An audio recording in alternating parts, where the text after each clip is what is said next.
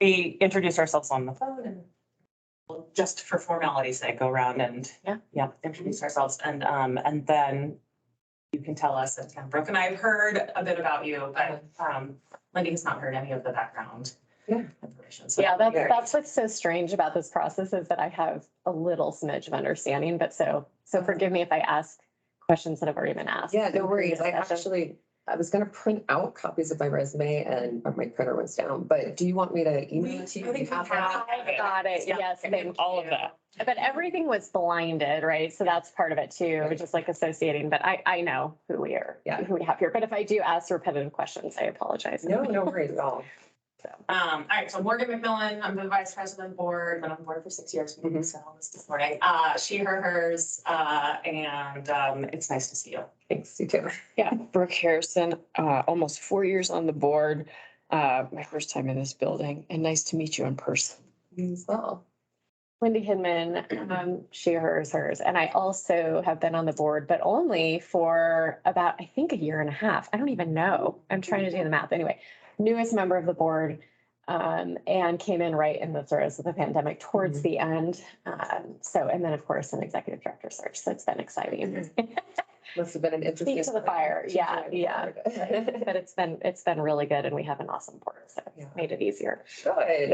Yeah. Well, I can do a little introduction as well for the recording and whatnot, but Danica Lee, and I've been with the Denver Department of Public Health and Environment for 21 years. Actually, today is my work anniversary. Happy anniversary. Thank you.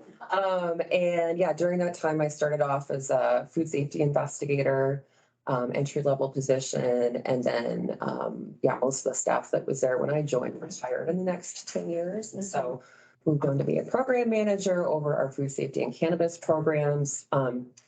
Actually built and started up our cannabis regulatory program.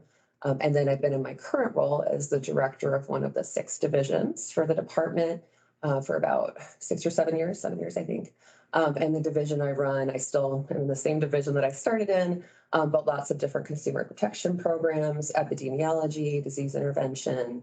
And we kind of get pulled into all types of stuff, as I'm sure happens with Boulder County Public Health as well. So I'm really excited to be here today. Oh, and I forgot to say I'm she, her, they, them.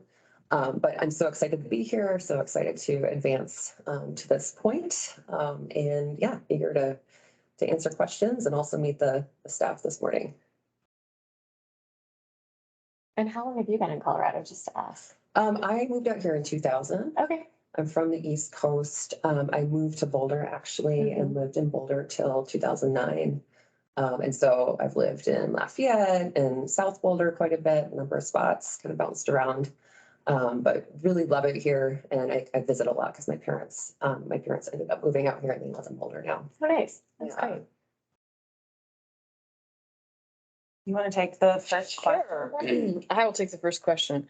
What is your experience working with external partners and how have you fostered relationships across sectors to strengthen public health?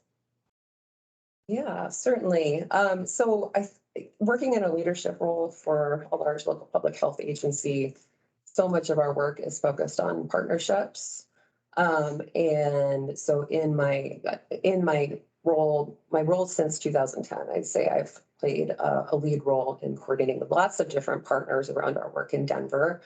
So certainly working across lots of different city agencies.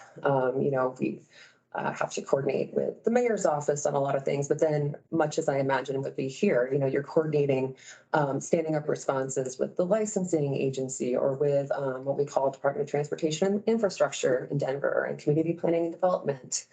And so what I've really enjoyed about Denver is the fact that, especially since cannabis started, we are really operating outside of the silos that we historically had with those internal agencies. And so after, cannabis came and it created this situation where we all had to be very intentional in coming together and planning. And those partnerships that we developed really have, continued to the present and allowed us to, I think, take a more holistic approach to looking at city processes and trying to do process improvement and think about customers. And then, of course, outside of the city agencies, lots of different experience working with various partners as well. So one of our biggest partners is the Public Health Institute at Denver Health. And I know that your CMO is from there. And so, yeah, they're one of it. We actually have an operating agreement with them that we administer to provide local public health agency services. So certainly that's a huge partner for us. And then a really robust network of nonprofits as well. And I'm going to, just because we have a little bit of time, I'll give an example of some of the work that has been done there. So when COVID first started, so my team does disease control. So we were absolutely in the thick of it, central to that coordination. And I served as our deputy public health official, overseeing our COVID response in conjunction with our executive director, Bob McDonald. But when COVID started, like everywhere, it was just a mad scramble. In Denver in particular, we have a really large population of people experiencing homelessness as well as housing vulnerable people. And so that was one of the biggest focuses right from the start was, we had all these shelters, congregate shelters predominantly, and had to work through really quickly solutions to, accessing, the shelters weren't even 24/7 at that point. They were just nighttime shelters. And then, thinking about having systems in place to flag people when they have COVID. Where do we put folks with COVID who are experiencing homelessness?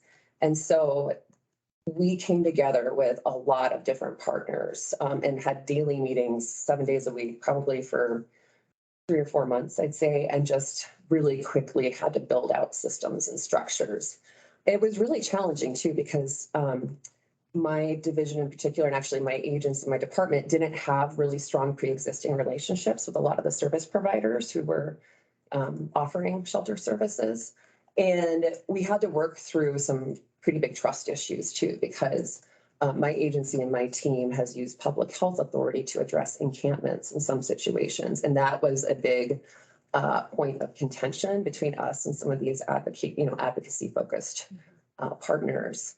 And so, pulling together, having these daily meetings, and then figuring out, working through these kind of rough points and kind of having some tough conversations, but really trying to be, we had to have these conversations in order to move past things and build the trust. So yeah, there were, a handful of really challenging conversations where, we kind of explained the background of our involvement, but then really also tried to focus on what our shared goals were. And then after addressing those things kind of proactively, it did allow us to move forward with a lot more trust than we'd had before that. And through that partnership, we developed a group called the Denver Joint Task Force for people experiencing homelessness. And that's a group that's still going today. So it has Colorado Coalition for the Homeless, a bunch of the other service providers, and then our housing stability department in Denver, and my agency as well. And what's been really cool about that is that when we had monkeypox cases come last summer, or mpox, I should say, those pre-existing partnerships allowed for such a quicker, more coordinated honed response than we'd ever had before. When we dealt with shigellosis cases and outbreaks in population of people experiencing homelessness in years prior, before COVID, there was always just a lot of scrambling and a lot of just ineffectiveness in figuring out who to connect with and how to connect. And all of that was already kind of in place. This is a group that still meets every week. And, we're now kind of focused on trying to figure out how we can maintain these relationships that have been so critical. And then also kind of what our ongoing focus will be into the future. Because right now it's not just communicable disease, it's also health and wellness for people experiencing homelessness.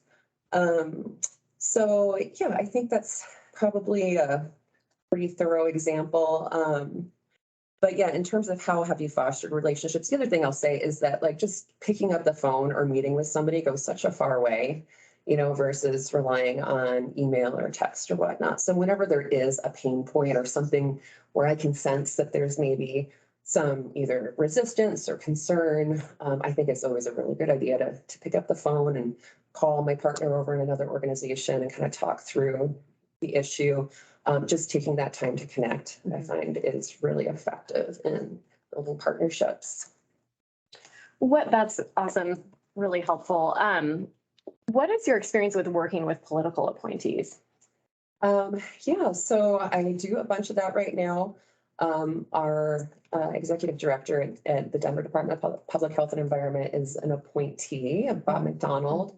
And then all of the heads of city agencies are appointees, and then the mayor's office has about 60 something appointed positions as well. So that's the context of most of my experience working with appointees. Yep. And then also, well, elected officials, council people, and of course the mayor, although I don't work a ton directly with the mayor. With the appointees, you know, we're about to go through an administration change in Denver. And so after 12 years of Mayor Hancock, and so it's interesting, right? Because I did not have the vantage point 12 years ago when we went through this last time that I do now. You know, it's having just those people in appointed positions. Hey, Hi, Larry. Happy birthday. Hi, Thank welcome. you. Hi. We threw a party for you. Happy birthday. I checked the last email and it was 10:15. That's okay, that's all right. Yeah, That's right, we're ready for you. we're on question one. Okay. So, yeah. Sorry, Danica. Sorry for the No disruption. Sorry about that. That's okay. I told her that's her punishment for being the first one. We're not as organized as we will be. No later in worries the day. at all. That's more exciting. But yes, so most of my experience working with appointees is in Mhm. Denver, and it can be challenging sometimes, you know, because in my case, with my example, these folks are representatives of kind of who I report up to at the highest level, the mayor. And so it's been really important for my team and for leadership of my team to strike a balance between being responsive to requests that come from appointees, but also sticking to regular processes and not, you know, finding a balance between, you know, trying to address concerns, but not giving special treatment. And that can be a really tricky balance sometimes. Do you, one more question related to that. Do you have familiarity with the way that we're structured here in Boulder and the relationship to the commissioners? Yeah, I have, We talked a little bit about that. yeah, absolutely. And I, Yeah. since then I got an org chart that Yeah. was, kind of gave more detail than what was available online. So Yeah. I definitely see that county commissioner dynamic, and they appoint you all, is that correct? That's right. Yeah. Appoint us, but we're a separate entity, so we Uh-huh. don't. Which is a very different structure than most of the other Uh-huh. agencies within Boulder. Yeah, we're the only standalone agency from so the commissioners, they manage every other department within Boulder County, and BCPH stands alone. But Uh-huh. the board is appointed by commissioners, but the board is actually charged with managing the executive director of the department. So for other city agencies, they kind of roll up more directly to the county commission? Yeah, well, not the cities, the city has their own things, but Okay. the county, Okay. they all roll up to it. So the county commissioners manage every other department under the county other than public health. Uh-huh, gotcha. But that's a Colorado guideline. Yeah. Uh-huh. That's right, it's statute. So other county departments are the same. Is it okay if I ask a Sure, question? absolutely. Yeah, yeah, Okay, I'll kind of I'll keep in mind that we have to get through all of Yeah. these. So we talked a little bit about this last week, but you know, are there a lot of interactions between county commissioners and the board? Does it tend to be harmonious? And then what translates down to the leadership team? Yeah, I think we briefly touched on this, and I'll just repeat so you all know what we talked about last week, but so historically, there has been little to no contact between commissioners and the Board of Health. Mhm. And but also historically, we've received about 40% of our annual operating from the county commissioners, so they supplement other money that's comes in grants and then the state per cap for other. Okay. So, but I mean, 40% is a sizable part of our budget. So in the last few years, you know, not only between COVID and our, you know, the Marshall Fire and other emergency response issues we've had in the community, there has been more connection, and now we have 3 fairly new commissioners, which has not happened in quite some time in Boulder County, to have all 3 of them be fairly new. So I think in their orientation to what their role is and their relationships, there is a strengthened interest in connecting. So we, for the first time, have had we're about to have a second joint retreat with the Board of Nice. Commissioners, Uh-huh. an attempt to both for us, their benefit and our benefit. I mean, I think it behooves us to have them have a greater understanding of public health and also because of our reliance on them for our significant part of our budget. And then I think they want to understand a little more deeply what happens with public health given what has shaken out during COVID. Yeah. But it's a fine line. We want to make sure that they don't take it as an opening to overstep Uh-huh. into the running of the department. So there's a lot of awareness there. It sounds like. Well, Making sure that that Levels of awareness is there. awareness. Yeah, I have a really good relationship with one of our commissioners. She's my neighbor, Mhm. and I actually met with her recently, and I think they understand the distinction. They're not, I think they're educated, but it is a unique relationship, right? Mhm. So I think what they're also trying to determine is how they fit into this equation, because obviously they've appointed the board. I think where they're going to be most focused is with the board itself. Mhm. And our governance, right, as a board, Mhm. which I think is healthy because that's how they sort of influence, if you will, Mhm. Mhm. the department. And Yeah. so that relationship, I think this particular group of commissioners is going to be more interested in making sure that we have a strong board, that we have strong governance. So, which is good. I think we've turned a new leaf, especially coming out of COVID and some of the transitions that have been going on. So I think it's all like happening at the right time Yeah. for the right reasons. But Good. I think we're forging the relationship in a different way moving forward on both sides, which is healthy, I think. So. And the money that they give to us comes out of the county's general fund, so they're responsible for managing those priorities and Yeah. funding, so they have to understand what they're spending that money on too. Yeah. Gotcha. Is that very different than Denver? Or how is it? Yeah, that's what Yes, it is. And in Denver, we have a 9-member board. We used to be 5 members, but had a ballot initiative to expand that because it can be challenging just with quorum for 5. But our board is appointed by the mayor's office of boards and commissions. Okay. And so, and then the purview of our board is different as well than your board, than you all have here. It's a bit more limited there. So less involved in setting policy, more involved in hearings and variances and reg adoption. Well, I'm gonna keep us moving along. Yeah, absolutely. I have a few questions, but I Great. want to save them to the end. Well, we want to make sure we get to your questions. Yeah. I mean, we can all take turns reading them. Wendy, you want to go? Well, you can see it. So, yeah, I think we're trying to get a deeper understanding of your ability to implement things, right? And take them sort of at that divisional or department level. So getting a sense of your leadership. So if you give us an example of that and what lessons you've learned, I mean, I think clearly you've done some pretty incredible de novo things for Denver, but yeah, just helping us understand better that experience would be great. Yeah, absolutely. So this is kind of, one of my greatest areas of kind of passion for the work is really operations, and which has changed as I've kind of advanced to become a director because I don't have the same level, obviously, of involvement with day-to-day operations. But I think in part because I've had the opportunity to participate in different roles, kind of moving up through the organization, it's given me some insight into what works well, kind of, what management practices are effective, and then how to stand up something quickly. And so, this is an area that I guess that I have a number of examples, and I'll pick one to delve into, but everything from standing up a cannabis regulatory program, which we had about a year to do, but still unprecedented, like nobody was regulating it. So at the time, it was, a very daunting effort.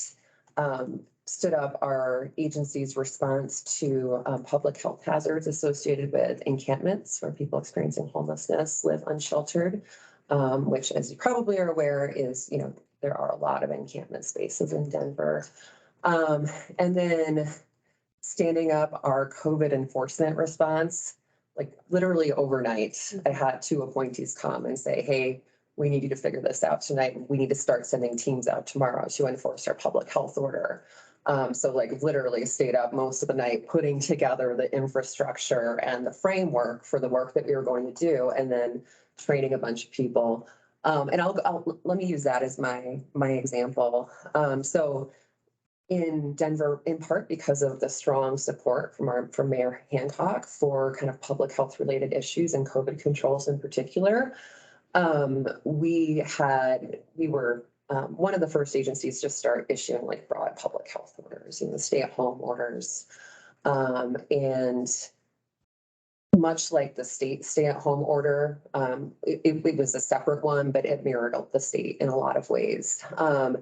And gosh, I'm thinking back on it now. Like, this happens whenever I go and think back about COVID, you kind of like get into this overwhelmed, like, yeah, it's been, oh my gosh. Yeah. But yeah, so it was important to the mayor and to our agency that we actually have some enforcement activities around the public health order. And so through our city's emergency response, emergency operations center, we kind of leveraged the workforce in a number of different city agencies to have folks actually going out and addressing violations of the public health order. A lot of educating as well, but some citations, some tickets to court, and then some tickets both to like into private individuals and then business entities. And so, yeah, Murphy Robinson, who was the appointee over the Department of Safety for the city at the time, and our executive director, Bob McDonald, came to me and they said, hey, we want to start sending these folks out tomorrow to go do this enforcement work. So just as I said, I had to make sure, that there was enough information in writing and that it was simple enough to do some just-in-time training with a large number of folks. Employees from Parks and Rec were pulled in, employees from the Sheriff's Office, Department of Safety were pulled in, and then a big chunk of my team that was redeployed on this work was pulled in, and then we started going out pretty quickly. We had special shirts printed up, which actually we ended up stopping using because they were a bit more polarizing than what we anticipated at first. But yeah, so I had leads that I kind of, once I stood things up and worked through getting input from folks that I put in charge of this stuff. And then one thing that's really important to me when I'm operating in a role of overseeing the stand up of something is that my team needs to see me jumping in, and especially the first time we're doing it, doing some of the toughest work. And this happened again and again in COVID. We had to send people out to congregate shelters and, long-term care facilities. And at the time, it was so terrifying, and having to compel people to do this work and address their safety concerns was really critical. And so there's I think a huge component of organizational psychology that comes in this situation where people really need to feel supported with something that stood up quickly. They need to feel that their leadership team is just as involved, invested, and not just sending them out into high risk situations. So, I was the first, before I asked my staff to go out to these settings, I was going out to stand up. We stood up at the National Western Stock Show Center, a massive indoor congregate shelter. And so I was out there and, for the first visit, and actually Bob came with me as well, and then started bringing in members of the management team. And then a little bit more down the road, started kind of handing off some of that work to investigators. We were overseeing that. Another component of that is we had I'm not going to use the business name, but we had one particular business that would not comply with the public health order. They weren't deemed critical during that kind of time frame where the controls were most tight and restrictive. And so instead of sending my staff out into this really challenging situation where they don't have a playbook of what's going on, I partnered with who I mentioned, Murphy Robinson, the head of safety, and he and I went out and he brought a number of sheriff's deputies, and we went into this facility. We, placarded them, closed them, issued citations. And that's a pretty dramatic example of an enforcement action, but everything was very dramatic at that time. So yeah, I think that in terms of lessons learned, I guess I just kind of talked through some of those, just the importance of really supporting staff, proactively talking about safety controls, proactively soliciting input, using the ideas of your staff to inform process improvement, and then being very deliberate about letting folks know when you have used ideas from staff and where they've provided input so that they can see they can see that and that they feel like heard and included. That's great. That'll Wow. do it. It's bringing back memories for sure. Right? Can I ask a follow-up question? So, because you noted, jumping in and doing some of the hard work to kick it off. And then during our initial interview, you had mentioned about you would let your staff know where you're going to involve yourself in decisions and not. How comfortable are you now as you've moved up through all the different levels, moving into an executive director position where you may have to turn over more of that to the staff? Like, have you thought about how you'll balance that and how you'll approach that? Will you keep doing the same method or? So I think as so in this role that I've been in for 7 years, it's interesting that you say that. That's actually been kind of a deliberate focus for me because I do have this operations oriented Yes. background. I've really had to stop myself from jumping in and really just I still kind of always reserve the right to provide input and steer things. I think active management of programs is really important for, addressing inevitable dysfunction that pops up every once in a while. So, now I've worked with my management team, the people who report directly to me for a long time. And we've developed a really good understanding just of kind of what gets, run by me, what I want to weigh in on. And we have really solid relationships in that management team. So it has worked for me to kind of take a step back. I still do, if we're asked to stand up something really quickly and people are going to have to be working like after hours and stuff, that's an area where I do still try to lean in at least some to be involved, just so that I'm not just pushing after hours work off on a team. And related to that, that's helpful. What are the kinds of things that now that you're at this level of management that you do want to get involved in versus the things that you're not as concerned about? So I have a focus of kind of it's important to consider how programs have consistency or don't. And it's not important for every program to be very consistent, but within my division, for example, we have about a dozen different programs. So food safety, cannabis, residential health, epidemiology, disease intervention, swimming pools, body art, noise, our noise ordinance we actually enforce. And having some level of kind of, it's important to consider how we're consistent because again, you don't have to be consistent. There's plenty of times where it makes sense to not be consistent across programs, but if you haven't kind of considered those things, it can pose some risk, especially when you talk about like enforcement actions, for example. If one program is taking a different pathway towards escalating enforcement than another program, that's going to come up during a hearing. A hearings officer is going to call that out. So I really try to evaluate those areas where we have the greatest risk and lean in on those things. But all of that kind of legwork is done by the staff at this point. I'd say the other area where it's really important for me to lean in and be more hands-on is managing pain points with teams, not Microsoft Teams, which has plenty of its own pain points. But our teams. And so if I know that there is a group that's having some morale challenges, that's an area where in partnership with the manager and the supervisor, I want to make sure I'm on the same page with them and I'm not coming in if it's not going to be helpful to them.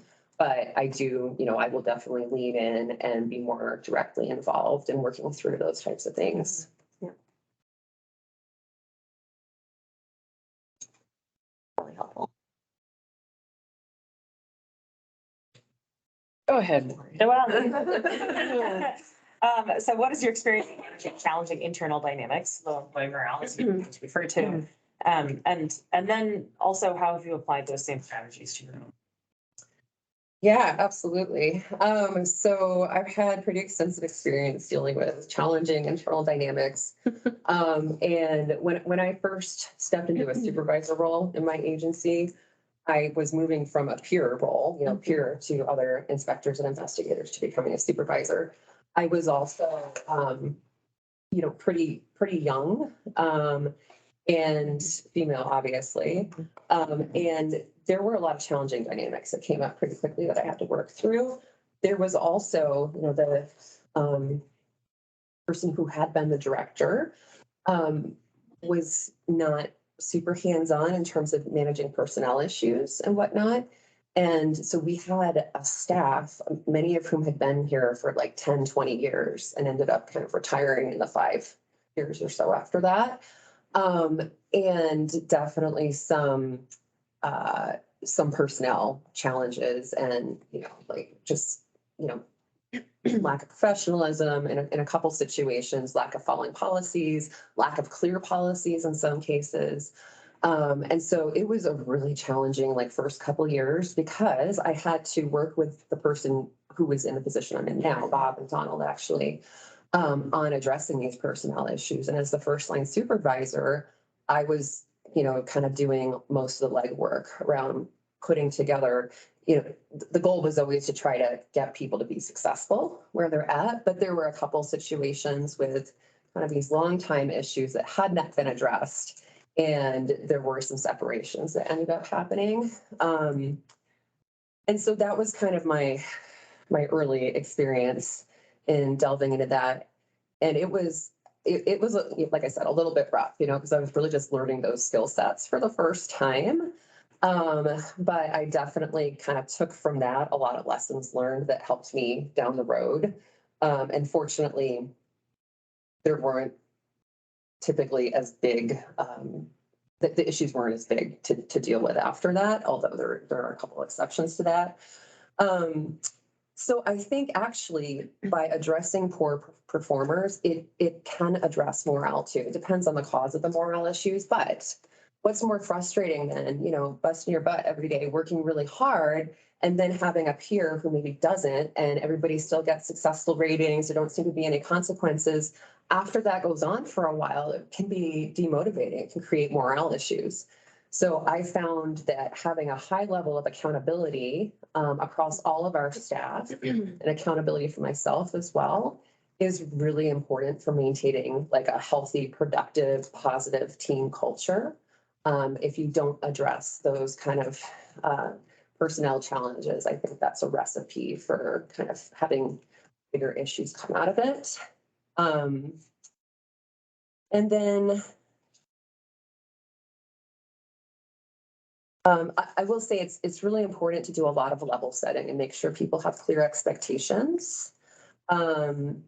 And this is particularly when there's change going on, making sure that they have clear expectations, making sure that they're getting a lot of positivity from their leaders. That's super important too, because if you're pushing change and you don't have a positive, engaged leader, it can feel really scary. I mean, change can be scary anyway, but when you have a distanced leader, or somebody whose authenticity that you're not sure about, that can just compound those things. So I try to be as transparent as possible about things. Sometimes I let my staff know that there's something that I just can't yet share with them because the decision hasn't been made, but I try to let them know about the degree of transparency that I'm striving for and give them as much notice as possible. And then an example I can give you right now, this is not a huge example, but we're working through a floor plan change in our current floor. We're on the 8th floor of the Post building right next to the Civic Center Park. And our agency has just grown past the number of cubicles that we have. So I've been messaging to my staff actually since the start of the year that we're working on this kind of reshuffling of the floor plan, and our field investigators for the first time ever are going to be sharing spaces, cubicle spaces, office spaces. And so trying to make sure that everybody has input into that to the degree that we can accommodate it. And I also let folks know, we can't, business needs always come first. So that's kind of the first thing that we have to consider is what are the business needs? And not every decision, lots of decisions aren't just consensus decisions as well, but where we can have staff input, we try to do that. And I find that again, kind of giving them a lot of heads up on these changes when possible is really important for kind of helping to address morale and increase morale. I'm realizing I don't have, make sure I know what time it is. So Oh, yeah, I've got it. It's 9:45. We got a Couple more questions. I don't want to be too long-winded here for you. or it's 9:42. You're really trying for your. Can I ask a quick follow-up to Yeah. that one? So, you talked about addressing poor performers and low morale, but what about high performers? Like, for instance, with COVID, you had people, staff that were putting in so many extra hours. How did you reward staff? How did you respond to staff with that? Absolutely. Well, there's lots of opportunities, and COVID is a great example for lead roles. And then as people were kind of filling into new roles as leads, looking at their classification, do they need to have any adjustments? Do they need to be temporarily working out of class so that they're compensated at a different rate? That's one strategy, is really making sure you're being mindful about how people are classed and compensated.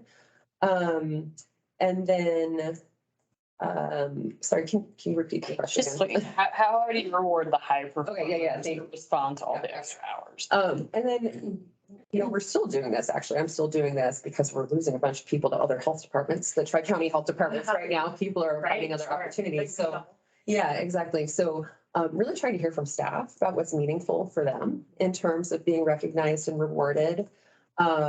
Certainly giving call outs and shout outs.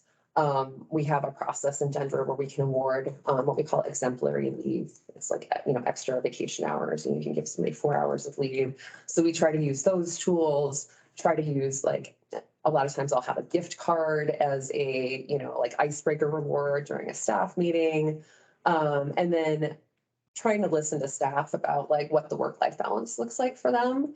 And so, looking at flex scheduling, remote scheduling, starting for field staff, how can we kind of give them some of their time back too, because they still have to go out into the field. So letting them commute during non-peak hours, starting their day at home and then doing that commute outside of peak hours. And also having some celebrations as well is really important, a couple times a year, and not pressuring folks to participate, but I'll try to get the team to a Rockies game once a year and have a retreat. And then we have lots of we have a committee that's focused on engagement and events and whatnot. And so they kind of have a smattering of other opportunities to hang out throughout the year. So I think all those things together kind of create a culture of recognizing people's accomplishments and making them feel valued. Excellent, thank you. In your division, Danica, I know you mentioned this when we previously met, but I don't think it's come up today, the size of the division that you're managing right now. I have about 95 employees. Many of them are ELC2 funded, so about 25 of them are on, limited, end stated, and then the rest of those folks are permanent. My management team is it's about 20 people right now, which is huge. And it kind of changes the dynamics of what those management team meetings look like. Yeah, that's too big. You should not. I feel for you on that one. Okay, let's keep moving on, so I'll make sure we have time for your question. And we're done at 10. Okay. Yeah, so how do you think your direct reports would describe you? And supervisors would describe you? I think my direct reports would describe me as very supportive. I find it's really, I do my best work when I feel really strongly supported and trusted by who I'm reporting to. And so optimizing the kind of output of a management team, I think is really impacted by the quality of the relationships, anytime between a supervisor and a staff member, but especially when you're talking about a management team. I think they would describe me as compassionate, and I've developed pretty close relationships with all of them, which doesn't necessarily mean that I'm great friends with them outside of work or that I know everything about what's going on outside of work. Some folks do like sharing stuff like that, and I want to make them feel supported and welcomed and they can talk to me about personal things, and other people have different boundaries, and that's just fine. I really try to check in with the team and ask what they need from me, and do I need to make changes? I try to be super accountable, if I screw something up or, haven't done as well as I would have liked to have done or ran out of time. I always try to own that and have kind of a culture of accountability. And then how do I think my supervisor would describe me? That is a good question. I think hardworking, really eager to tackle new problems. When there's a new issue that's coming up, I really, I become very thoughtful about that. And then I stay in very close touch with my leadership team, not on everything, obviously, but like on anything that might escalate to the mayor's office or to my leadership team, or anything that might pose a risk to the work that we do, from like a risk management standpoint. I think they would describe me as being, staying, finding a good balance of staying in touch and sharing information. They would also describe me, I think, as a really engaged and passionate leader of people. And, just thinking back to my last performance review, that was an area that they told me that I'd excelled in the last year was being an engaged, thoughtful, positive leader, but also kind of having that culture of accountability. All right, last one. What is your experience working with a board? How have you managed that relationship, and or what would your approach and expectations in managing? What would be your approach and expectations in managing that relationship? Yeah, sure. Dr. Figa, I don't know if you were here when I started talking about our board, so I'm going to do a little recap. But we have a 9-member board in Denver. They're appointed, and they, promulgate regulations, oversee hearings for like variances or appeals of enforcement actions, and they, to some degree, provide input on policy. And there's also a lot of educating our board about the different programs that we have. So we have a monthly board meeting, and on maybe, 30 to 40% of those, I have some type of business item for my team. When my team has a business item, I try to, if I can be there, I always try to be there. If it's not something that I'm handling directly or, presenting directly, just to support our team and make them feel that I'm invested in care. And with our board, so a lot of the work I've done is drafting letters of recommendation to our board if somebody appeals the enforcement action, presenting to our board on updates to rules and regulations. I think the most recent set, we're in the middle of revising our noise ordinance right now, but recently we updated a reg set that we have in Denver for syringe access programs. And so, did a lot of the legwork on that because we really didn't have a discrete program for that, and then presented that to the board. We've had some bumpiness with some of the relationships and the level of trust that some board members have had for the work that we do. And so it's been really important for me to bring in staff members because, I can sit and talk all day long, but that's not necessarily what people need to hear.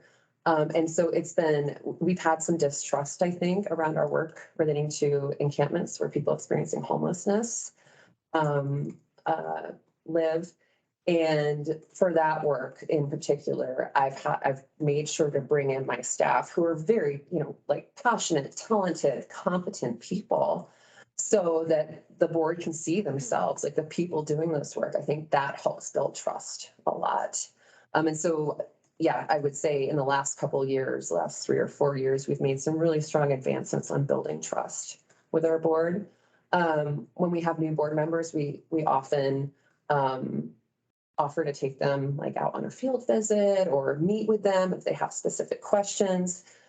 We have a separate kind of board administrator and then our leadership team as well, who are kind of doing the highest level interface. But a lot of the times there's questions about the programs that I run because they are a little more enforcement oriented and they do address a lot of emerging issues and hazards. So educating them is always kind of fun to get to know folks. And then when we went from a 5-member board to a 9-member board, I think that was in 2018. We were all asked to kind of like help reach out to people who might be interested. And so I recruited 3 of the board members. And not all of them have stayed. Some of them kind of moved on to other things, moved out of the state, but that was kind of a fun recruitment as well, as kind of reaching out to people and helping them understand what we do. And What then, did you look for in your recruitment? people who have some level of expertise and knowledge about public health, not necessarily like regulatory or LPHA, but some knowledge there. Industry folks. So one of the folks I recruited is from the restaurant industry. Another one was a member of a neighboring health department.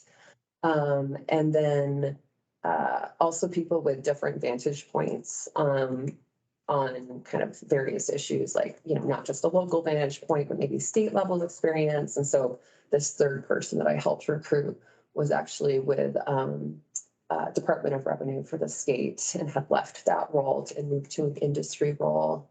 But yeah, I think just having diverse perspectives, not just in terms of like professional background and expertise, but also like lived experience, race, ethnicity, to the extent that that's an important priority, I think, when you're reaching out and recruiting candidates, is having that diversity of thought and backgrounds.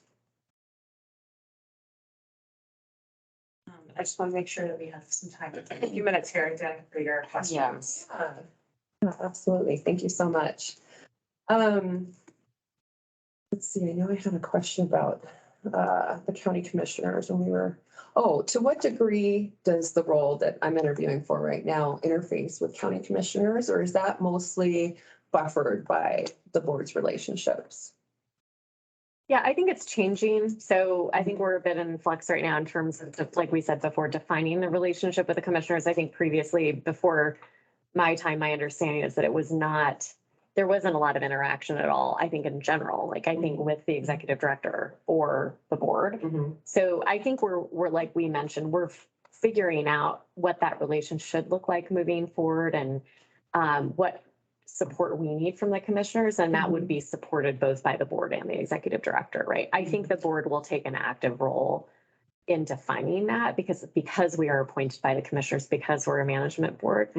But having strong line of sight into what the team needs overall, including the executive director, is going to be really important. So I think that our former executive director and pre-COVID, they had bi-monthly. Not with the board of commissioners. The board of commissioners meets with their direct reports monthly And there And- didn't Jeff meet quarterly? with the other directors. Oh, with the other. With the directors. other directors and with basically the county manager position. Gotcha. So there's deep involvement with the other directors and with the county manager under the commissioners. Okay. County manager is a loose term because that's sort of a fairly new position within Boulder County. And now I think the interim is meeting quarterly with the commissioners as a direct meeting. But again, as Lenny said, I think we're trying to develop what that relationship looks like ongoing. So they feel well informed about BCPH, and also that we have a strong relationship with the commissioners. Is there, you kind of briefly addressed this, but the relationships between this agency and other county departments, is there a lot of coordination, a lot of kind of cross-functionality there? Yeah, really strong relationships, particularly with housing and human services and then community services. So I think that those 3 directors meet very regularly and have some joint work. Roadmap. Yeah. Right, they're working on a shared roadmap around behavioral health right now. Yeah, okay.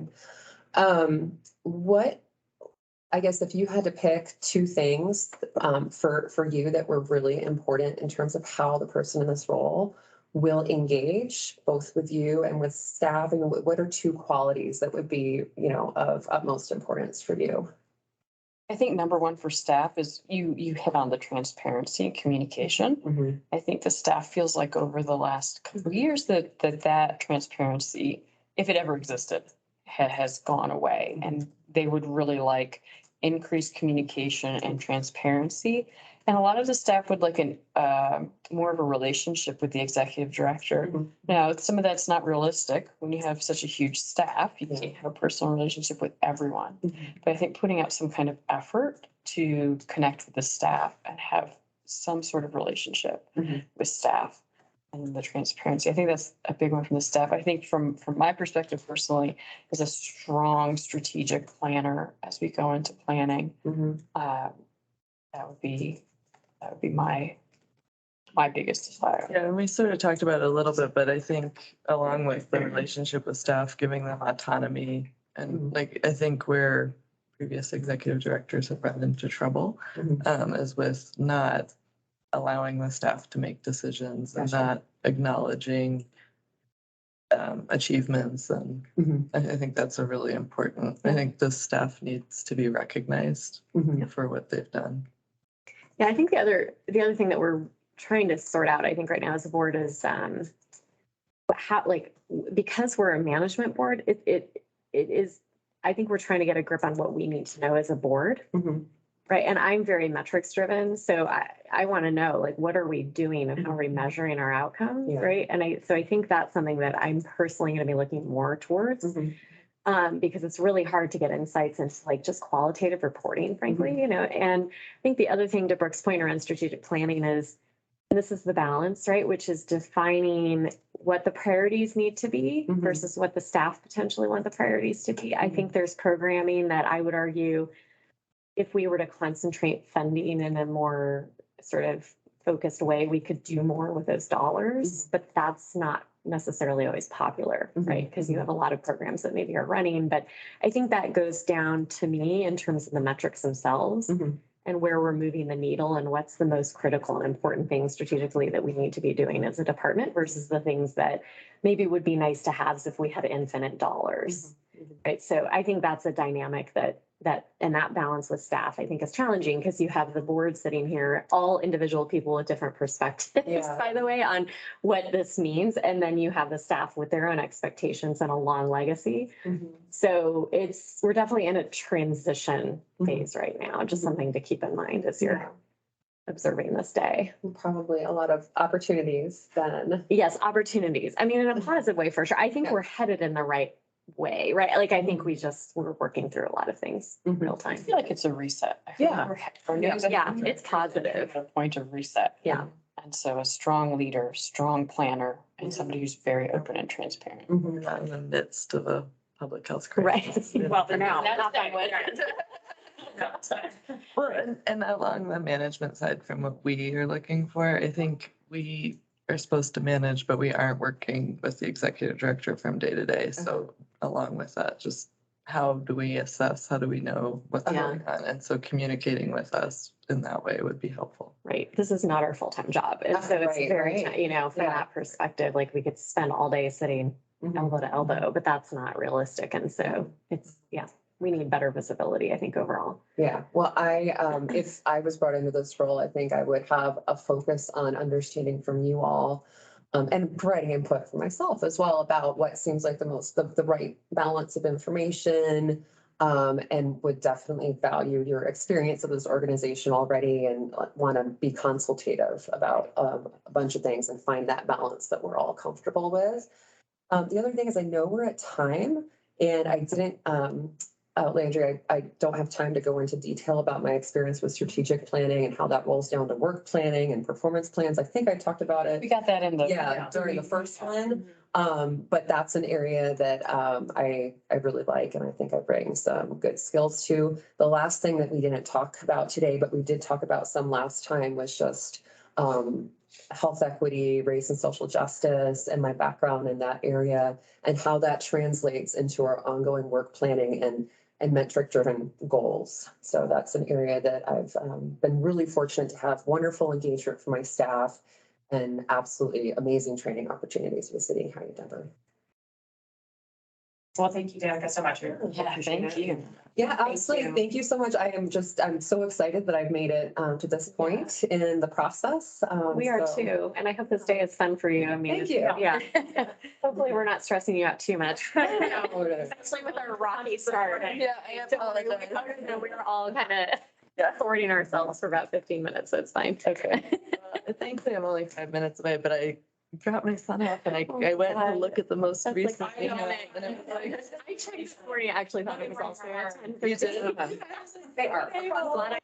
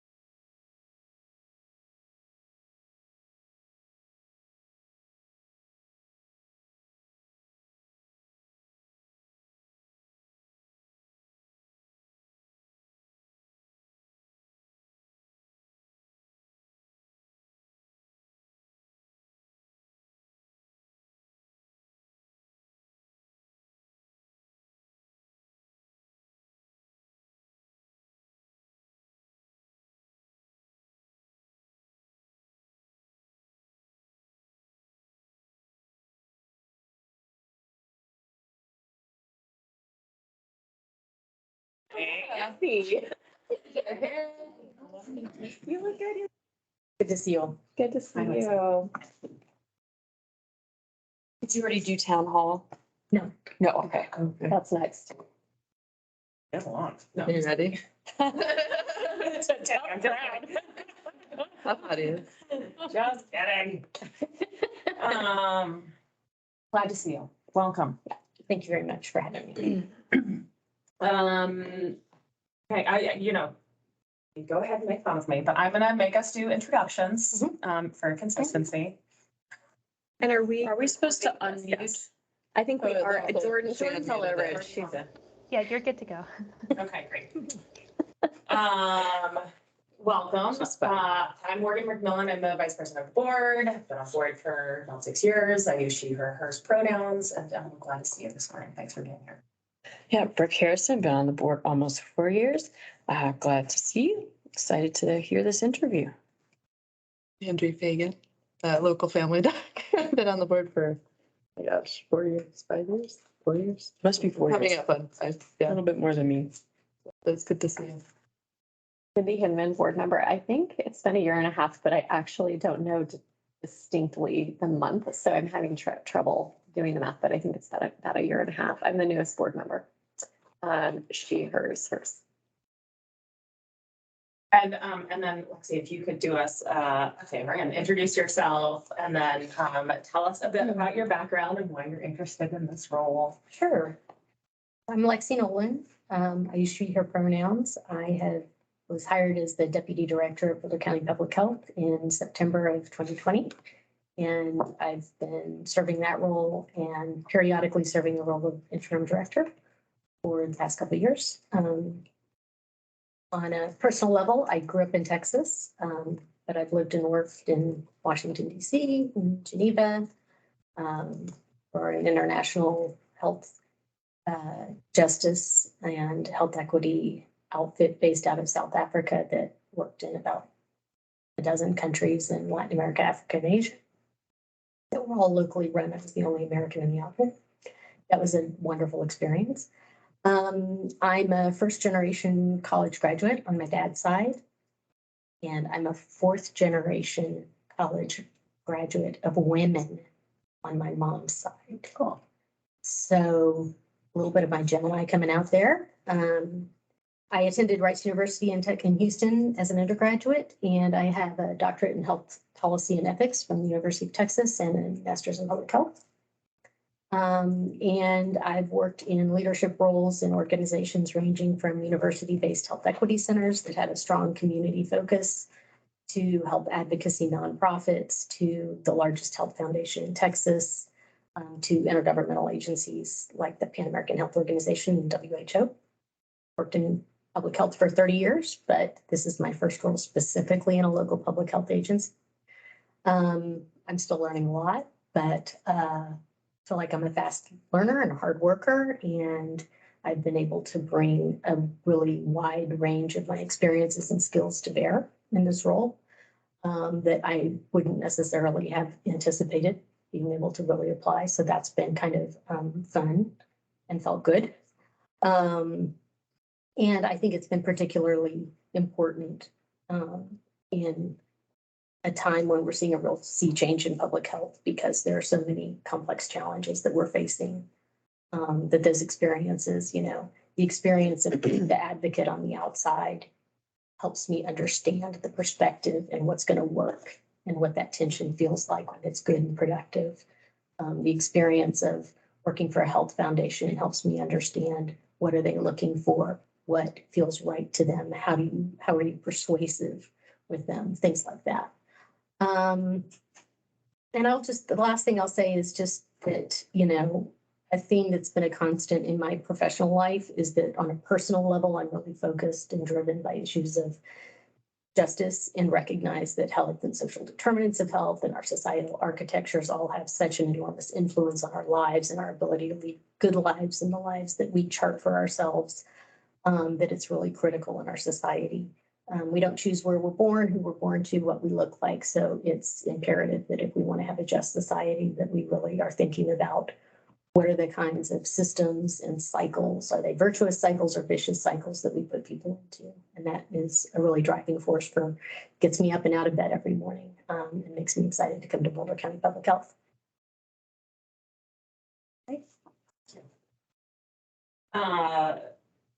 Lexi, can you tell us a little bit about your experience in working with external partners?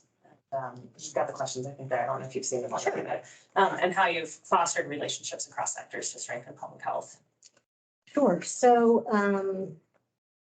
I'll start with my experience at Boulder County, and then I'll also talk about some of my other experiences. The pandemic was quite a into the frying pan experience of working with external partners. I was immediately, doing weekly meetings with our area administrators who were, the leadership of all kinds of important agencies across the county, from school districts to law enforcement to municipal partners to county partners and everything in between. That was an amazing experience for learning kind of what these folks were interested in, what they needed from what their expectations of public health were, how to support them in the way that they needed to be supported. And built a lot of relationships that we've been able to continue to capitalize on and explore since the pandemic. More broadly, I really see external partnerships as a critical piece of how public health needs to pivot right now. And partnering and community engagement has always kind of been a little bit of a buzzword in public health, or it has been for about 20, 30 years. But and further back than that, although, it kind of seems like it goes in waves and cycles, right? It'll be popular for a while. In the 70s, it was very popular for public health to be community engaged, community based. And then we saw a bit of a swing in the 80s and 90s, and then it kind of came back. And what I really see right now is that we can't do what we need to do as public health agencies without really critically examining what our external partnerships and our approach to community engagement looks like. The problems are too complex. They're too intersectoral. They are not problems that, a really smart outfit in a program within a public health department can just go out and fix. There used to be some spaces like that where it was a little bit more, that siloing could be a little bit more effective. And I really just am seeing some really interesting spaces where that's not working. A couple of nights ago, we were talking with the city of Boulder during a study session on the issue of meth in the community. And it was just, for them to bring the conversation to the city council, they had to pull together 5 or 6 different sectors to reflect the complexity of the issue and explain the dynamics of what's happening and where it impacts. And having that kind of an understanding of how we all fit together, and we've got to be aligned, and we've got to really be kind of focused on the same stuff, and we have to understand where the gaps are and how we're connecting with each other is really critical. So those external partnerships I see as increasingly important for us to be able to deliver on our mandate to the community. But external partnerships, go beyond kind of just the local who's doing what work kind of approach. I really see external partnerships including developing relationships with funders, understanding, what are the things that they're interested in that we need, and where is that alignment? Where is a space where we can help them elevate their own profile? Foundations love that. If you can give them, a project that helps them to define space that they want to invest in, that's really important. And I am still learning Colorado foundations and kind of what they're interested in, but I see that as an important space of development for developing external partnerships too. I would say at the regional level, I work a lot. I'm on the steering committee for Metro Denver Partnership for Health, which I think is still a nascent and underexploited opportunity for us regionally to really have a wealth of resources and partners who are really engaged together. I think the pandemic took a little bit of air out of the room, and it's not that old of a group. creatively and institutionally, but I do think that we have some really good foundations to build on and see a lot of potential in that space for developing. You know, the Front Range is its own kind of space, and it makes a lot of sense to be developing regional initiatives together, especially when we're in situations where nobody has enough communication staff, nobody has enough data and epidemiology staff. And those are things that scale really beautifully to a regional level. The last piece I'll mention is just, you know, I have some national relationships that I like to continue to cultivate. I sit on the National Association of County and City Health Officials work group on social justice and health equity. We have been developing a revision to a course that we developed about 10 years ago on health equity that incorporates racial equity and gender equity and systems of oppression and a lot of the kinds of concepts that we're trying to incorporate now into our own public health departments. And, you know, I see that not only as a service function to NACHO, but also as a huge benefit to us to be in that kind of formative stage, because it provides an incredible lens into kind of what the future of that training is going to look like that will roll out across public health departments across the country in another year or so. And so it fills me up.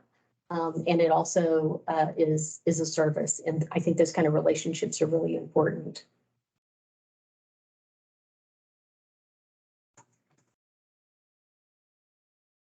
All right, I will move on to the internal dynamics portion. So tell us about an important initiative or proposal you were able to implement at a divisional or departmental level.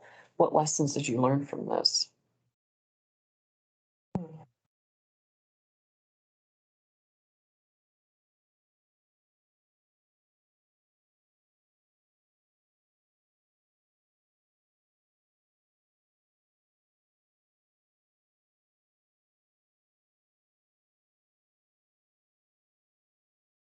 So I will take an example. From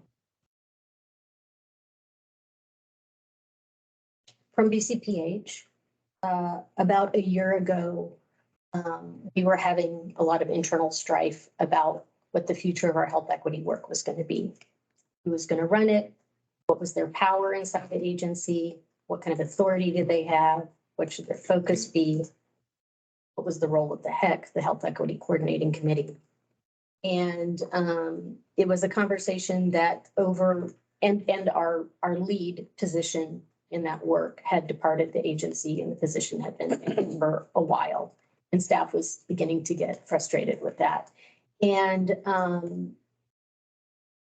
there was a lot of tension around the issue, and staff and leadership weren't on the same page about it. And so I offered to try to take the staff through a process of kind of regrounding ourselves in what we as an agency were trying to accomplish, what we needed to do that, what it would look like, how would we know when we were making progress.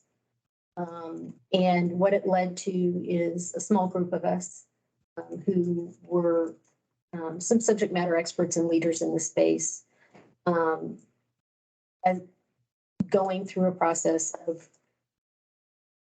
answering those questions and rethinking what our Health Equity Coordinating Committee had authority to do, what it looked like, how it functioned. And some of the change, as well as the questions about kind of the person who is going to be leading this work. And I felt like we had to have the question about the HEC's role, and we had to have agreement about the HEC's role before we could really figure out what the work and what the job description for the leader would look like.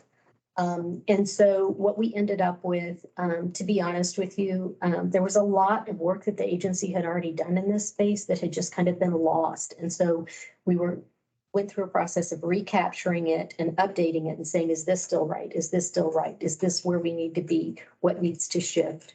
And the outcome was to say, okay, here are things that really need to shift. This needs to be not an educational group for learning about health equity, it needs to be an advisory group in the agency. It needs to have some power.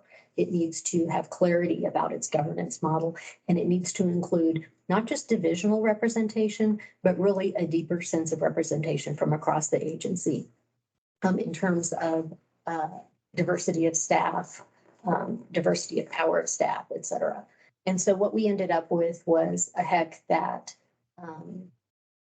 and that we've been working on over the last couple months. And I'm glad to say that we now have 5 work groups that cover organizational culture and accountability, which is really about who are we, how do we show up with each other, what do we expect of each other, and how do we make sure that that's happening in a constructive way? How do we elevate voice inside the agency to attend to power dynamics? Talent acquisition, retention, and career advancement, which addresses one of the biggest sources of staff morale issues that we have across the county, not just in public health. And we'll be thinking very carefully about how do we create internal promotion opportunities and career advancement for staff as we go forward, but also addresses issues like how are we doing on pay equity and things like that. Learning and growth, which we really took an approach that was different from kind of the county strategy, which was really to model kind of a high level of conversation in the racial equity space. And what we said was, what we really are seeing is a tension in staff where people are at very different spaces. And we need to create a big tent that allows for people to enter the conversation and feel comfortable participating regardless of where they are on their own journey of learning. And then to progressively allow them to expand those skills as is appropriate for their job and their work, their own development. We developed a work group on policies, priorities, policies, practices, and procedures because we recognized that institutional racism has to be undone in intentional ways in terms of the structure. And we can have all the organizational culture we want, but if our policies are still misaligned with our values, it's not going to be functional. It's not going to create the outcomes we're looking for. And the 5th work group was a new work group. It was really around community engagement, and it was about recognizing that structural power and that history of oppression by government agencies has to be undone intentionally. And the way to do that is to begin to move into a deeper level of community engagement that isn't just about informing the community and isn't just about having some meetings, that is really about co-development of the work. And how do we really listen more carefully to the community and share power with them so that we're creating aligned values. And that led to a job description for the leader that was very different from the previous job description, and really set us up for success in understanding who we were looking for that could lead these complex conversations on a wide variety of issues with a pretty diverse skill set. And so that's where we are now. We have recently onboarded 28 members of the HEC who have, I think that about 45%, so 28 members of the HEC is more than 10% of our staff. About 45% are either BIPOC or LGBTQ, and about 35% are non-supervisors. And really kind of codifying that additional structure, I think, is a potential pathway for us to really transform how we work as an agency.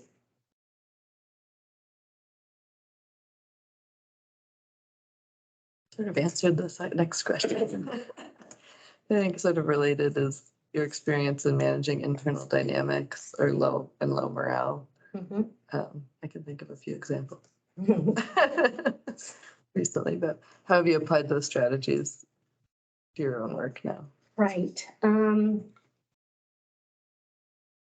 would say I've had a few experiences with that in different contexts. I think you all have some pretty good insights into how I've worked to do that in BCPH, so I'll use a different example.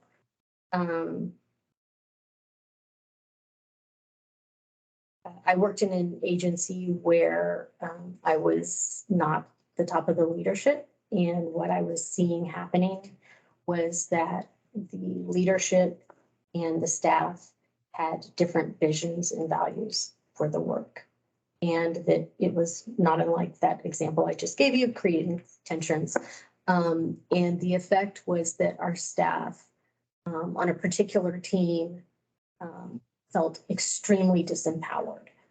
This was a group of folks who worked with the community and were being told that we would never provide any kind of financial resources to the community to do the work. They were told that the only thing that we would ever provide to this group of people was training.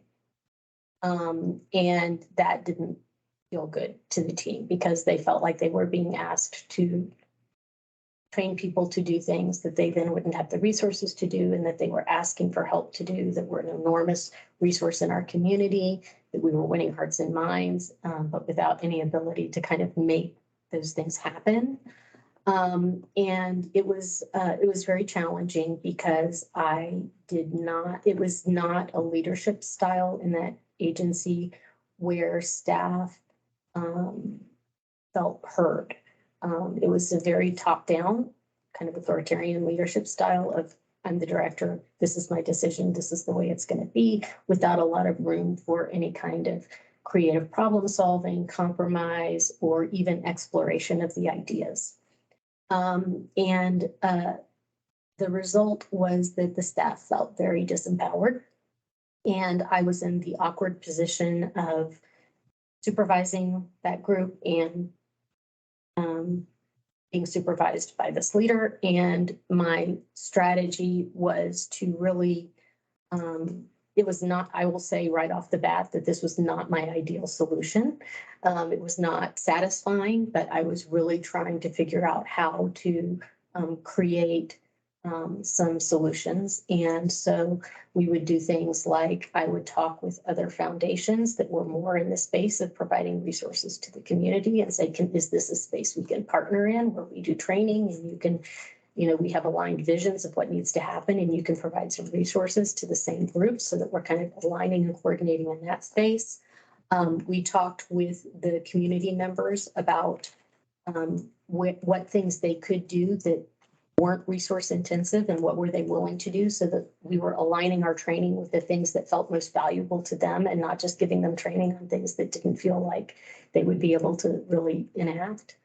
And I continued to have conversations with the leadership about this is what we're seeing, this, we're highlighting this is where we're going to be able to move forward. This is where we're not going to be able to. We need to pivot here because this isn't working. We're hearing a lot of stress over here. I think we might be able to respond this way. And so trying to stay really solution focused, but I will tell you it's challenging when you feel like staff aren't heard or listened to be in those situations where morale is at stake and it's being diminished as both a process and an outcome.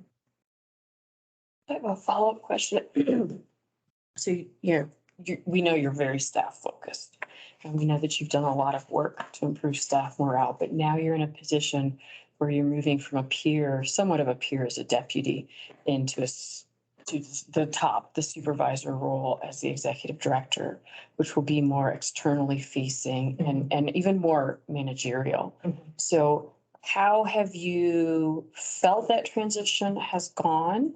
And what are some of your, I guess I would ask, like future goals to become more external focused and to approach it in a non-authoritarian way, as in your example, which was the wrong way, to managing staff from this new non-peer role? I hope that makes some sense. It does. Right. So I think it's a great question. I will say that I actually think that my general leadership style is especially suited to this particular staff and their values and their organizational culture expectations. I have been, and I will be honest with you, sometimes I don't know where my deputy director work stops and my executive director role begins because it's never been clear since I've been here, to be honest. And I think that getting that clarity would actually be an important step if I were hired as the executive director, that I think that there are a lot of spaces that really need to be teased apart a little bit. But I will say that my leadership style wouldn't change, which is that I really believe in and have been trained in adaptive leadership, and kind of what does it mean for a group of people to come together and try to solve complex problems, whether it's inside the agency or looking external.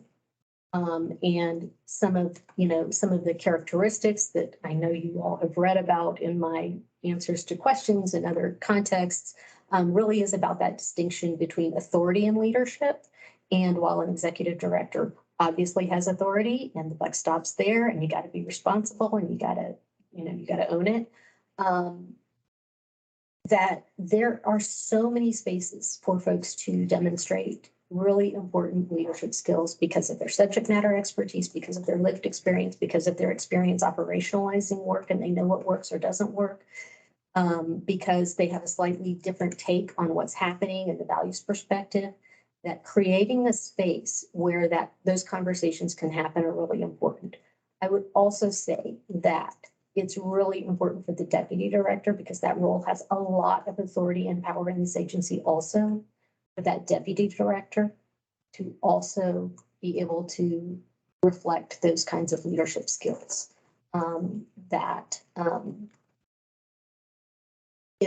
It's too important a match for this agency. And when I have seen folks try to take a more hierarchical approach, it didn't work. It didn't work, and it wasn't going to work. I think that's partially based in the values of the county around equity and kind of power sharing that I think are really important. And so I would expect that kind of approach to leadership to continue.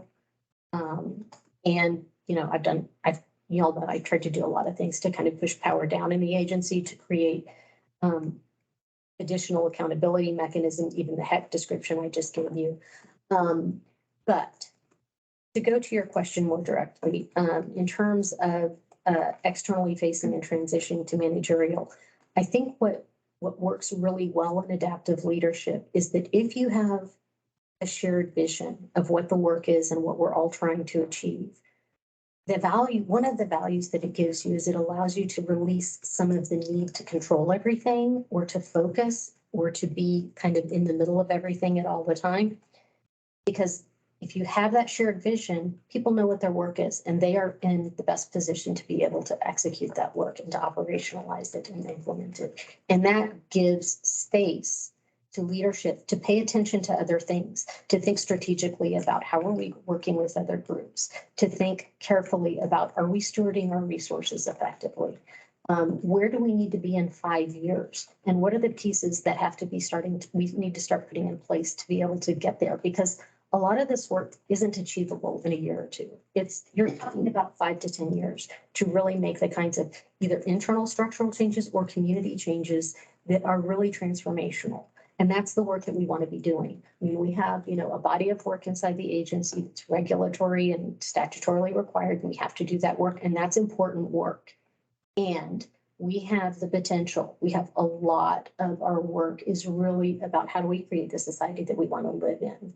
And that's the kind of thinking space that I see the executive director spending time in and kind of really being able to kind of have the tools in place to know if things are going well, to know what's getting off track, to know what the conversations we need to be having are that are preparing the staff for a transition that we need to make or correction we need to make, and to really be kind of working with the management team together to make sure that that perception of what's going on externally, what's going on internally are really matching up and that we're moving together in those spaces.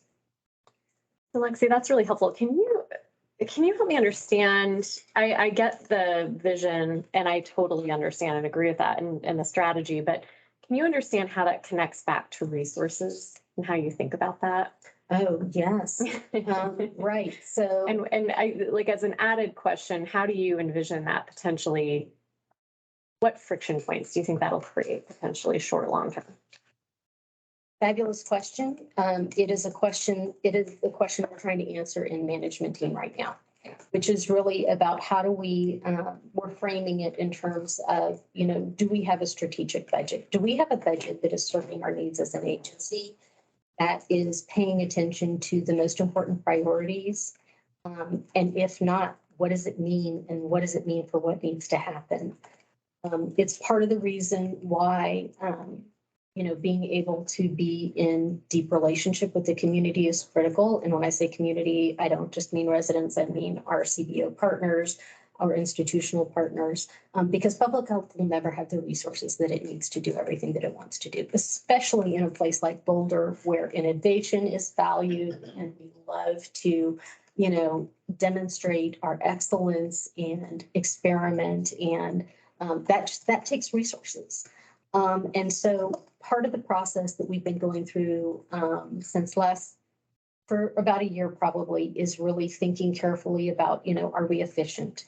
And Catherine's done a huge amount of work with the admin and finance team and with the county now, who is also beginning to recognize some spaces where there's a lot of opportunities to improve our efficiency, our effectiveness in our systems, to really make sure that we're being good stewards of our dollars. That it's not just about the systems and structures, it's also the decisions that we make, right? So it's about, what are we prioritizing? What's the most important thing to center? How do we think about work that maybe it used to be incredibly important at one point? Maybe it's not feeling as prescient on our contemporary issues right now. What do we do with that work? Those are some of the conversations that we're having now. We're also looking really carefully at how different work is funded, because we want to make sure that the most critical work for our agency and the work that is stable is funded with resources that are renewable, that we have a sustainability plan, and that we have some funding that allows us to flex when we need to think about how we're organized to do the experimentation and the innovation as proof of concept. And then if it works, great, let's find some sustainable funding for it. If not, let it go. Do not continue to do it. And so those are some of the conversations that we're having right now in very real-time, practical ways as we look at our budget as a management team. And this is the first time that we've ever done that as a management team. It's the first time that budgets at the agency level have been shared in management team. And so it's a real eye-opener for a lot of our leadership staff to be able to see other folks' budgets, to be able to have that transparency, and to think, oh, you know what? I didn't realize that that was such a big problem over there. Maybe I'll back off some of my asks. Maybe I'll think from an agency perspective about what we're trying to achieve as a group, knowing that I have skin in the game now as a leader in this organization. I have some power to affect it. What comes out of my mouth is important and listened to. And so I need to be aware of what the needs are across the agency, bought into the agency vision and what we're trying to achieve, and a participant in finding problems that we can solve together. I have one more question, but I feel like related to this discussion, but I feel like we need to move on. Is that right? I think you can ask it. I mean, I think the last two are shorter. Be quicker. Yeah, they're short questions. I can make it short. Right, we can adapt. Yeah. Adaptive leadership. So in terms of, you talked a lot about the murkiness between the fluidity between the deputy director and the interim role, and even before that, which we're all somewhat familiar with. What's going to change? What if you got this role in a permanent way? What would be different than it is today? In terms of the way I operate, or from an agency perspective? The way, yeah, answer it however you like. I'm just curious to know kind of what you think would look different in that seat, official seat. Okay, so from that seat, okay, so, okay, I'll mention a couple of things briefly. One is that I don't have to do two jobs anymore. And regardless of what the resolution of this hiring process is, I am looking forward to not doing two jobs. Yes, we are too for you. And I think that will give me a little more space to breathe and think critically about my role, the boundaries of my role, how I operate in partnership with other team members. I also will say that because so much of the leadership team left when I joined, that my own onboarding was probably not sufficient. And so I look forward to feeling like I can take a breath to do an assessment of like, what are the knowledge gaps that I still have? I had a conversation with one of the teams late last week that ended up stretching over several days because I had to learn so much in that space to be able to answer a question from the commissioners that it was just like, wait a second, hold on, take this apart. I don't know what we're talking about here. And I don't need to be a subject matter expert in all of the spaces that we work in. We have amazing staff, but I need to know enough to know when I don't know something, and I need to know enough to know who I need to go to figure it out. And I think that that is true at the executive director level too. I remember that Jeff, would tell me always, when I get called to a new meeting by somebody else, my first thing to do is to go to that staff and to say, what do I need to know? And that's important. And I've heard other staff tell me that he used to say that too. And I think that that's a shift too. So I feel like I'm a little too far down into the work right now, a little too it probably feels micromanaging to people. And it's partially a function of me just trying to learn and continue my onboarding because it didn't happen earlier in the process. So that's one distinction. I would say the other piece really goes back to what you were mentioning, Brooke, about that externally focused role and really being able to say, okay, agency stabilization, we've been working on that for a year now. We're doing much better, feeling good. Now we can take a breath and let's really be strategic about understanding how we fit into this Boulder County community and how are we perceived?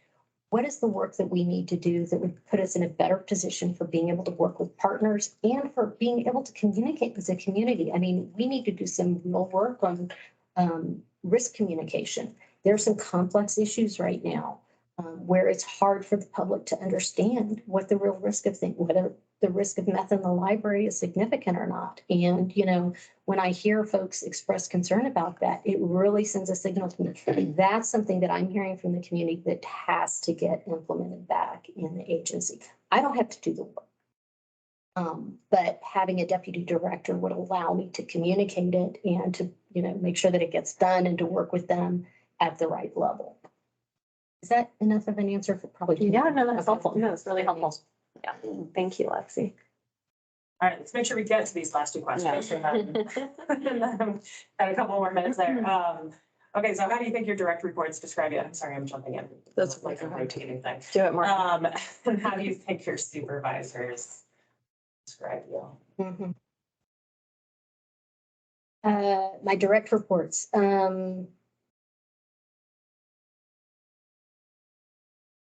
I think they would describe me as smart and maybe a little too intense. I think they would. Good self-observation. I think they would describe me as that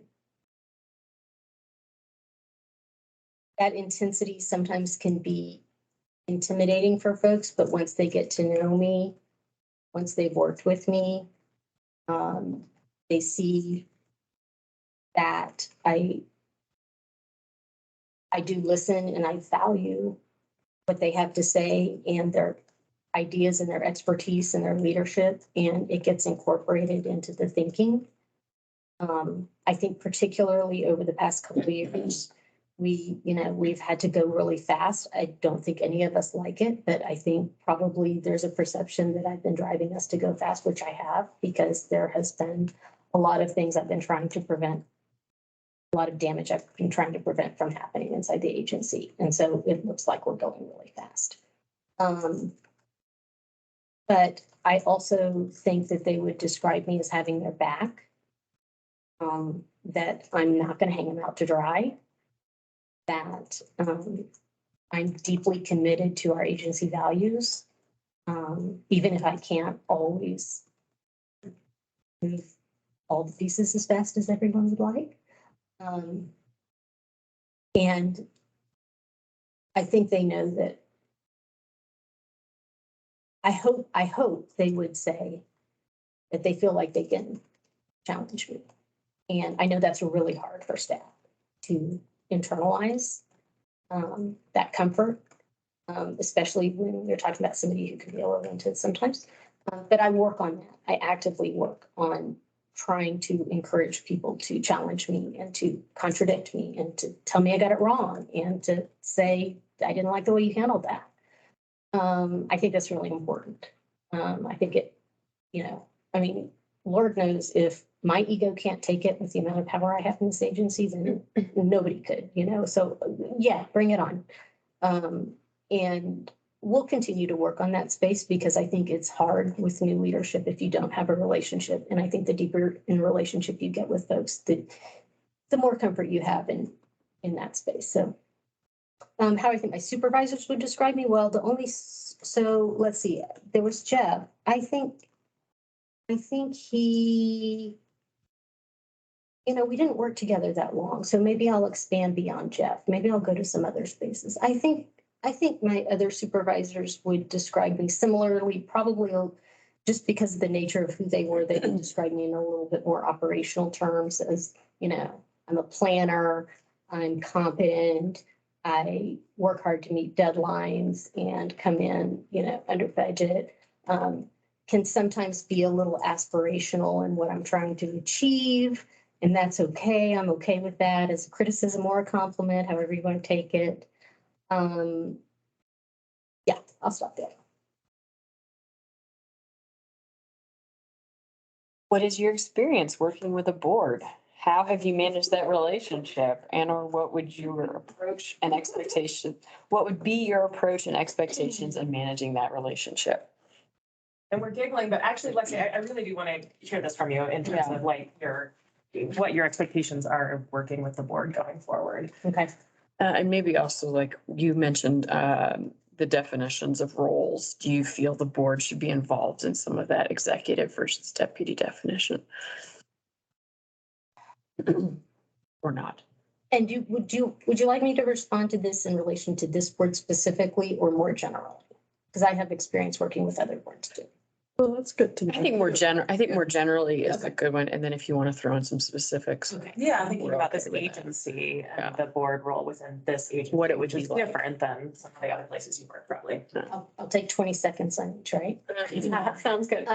So the experience is working with a board. Let's see. We had a board at Episcopal Health Foundation and I was on the leadership team there. So that was very different kind of board than this. It was not volunteers. It was folks who were recruited by the bishop. And they were mostly folks who represented oil and gas. And so that was a really different kind of board to work for as a equity focused organization. It created a lot of constraints about what we could address and what we couldn't, which was a values rub for me. But it also was a group of really high functioning executives who I learned how to work with in terms of developing persuasiveness, in terms of being able to provide an evidence base for what we were proposing, in terms of being able to give the right level of information at the right time for them to make decisions. I've worked with other groups that kind of quasi-functioned as boards. So for instance, with the Commission on Social Determinants of Health, we didn't have a board, we had commissioners that we answered to. That was actually more of almost like an engaged working relationship in that context. And that was a much more diverse group with everybody from folks who were appointed by the US government who had their own perspective to very strong health advocacy individuals. So that board was very fractured in a way. They didn't have shared values necessarily, and they weren't always coming at it from the same perspective. And so one thing I really learned in that context is how do you frame issues in a way that a variety of constituents will really understand the value of. In terms of working with this board, I feel like you all are in a transitional space where you are interested and have the capacity to have more responsibility in terms of your board duties. And I welcome that. My personal philosophy about working with a board is I think you should keep your board close. I think you should have a strong communication. I think you should not surprise them. I think you should really lay out kind of what the future is, what you're moving towards, because that's the only way for the board to have the power to be able to effectively engage. Whether it's talking about the budget and kind of what the strategy is for the budget, not just kind of saying, okay, looks like your bottom line's okay, move on. But really understanding how the budget is connected to the work and what we're trying to do, how we're trying to change things. I think it's also really critical for the board to be able to feel free expressing diverse opinions. I think that that's an important quality. And sometimes in the Boulder bubble, you can live very happily in the Boulder bubble. And we have to remember that we have a diverse community. And so we have folks that have very different ideas. And I think as long as the board is aligned on the critical values and strategies, I think you can work out the rest. I think you use those as anchors to talk about hard decisions, because it's a fantasy to pretend like there aren't going to be a hard decision. There will be. And there will be times when the board makes a decision that the staff's not going to be happy with, or the staff want to do something the board doesn't want to do. And that's okay, as long as that decision is being made from an informed perspective and not because they didn't understand, not because the board didn't understand something. So expectations of the job descriptions. I think it's always helpful to have the board's perspective on what they think the division of responsibilities are. And I would see it as a conversation that we could have together if that's something that the board is interested in.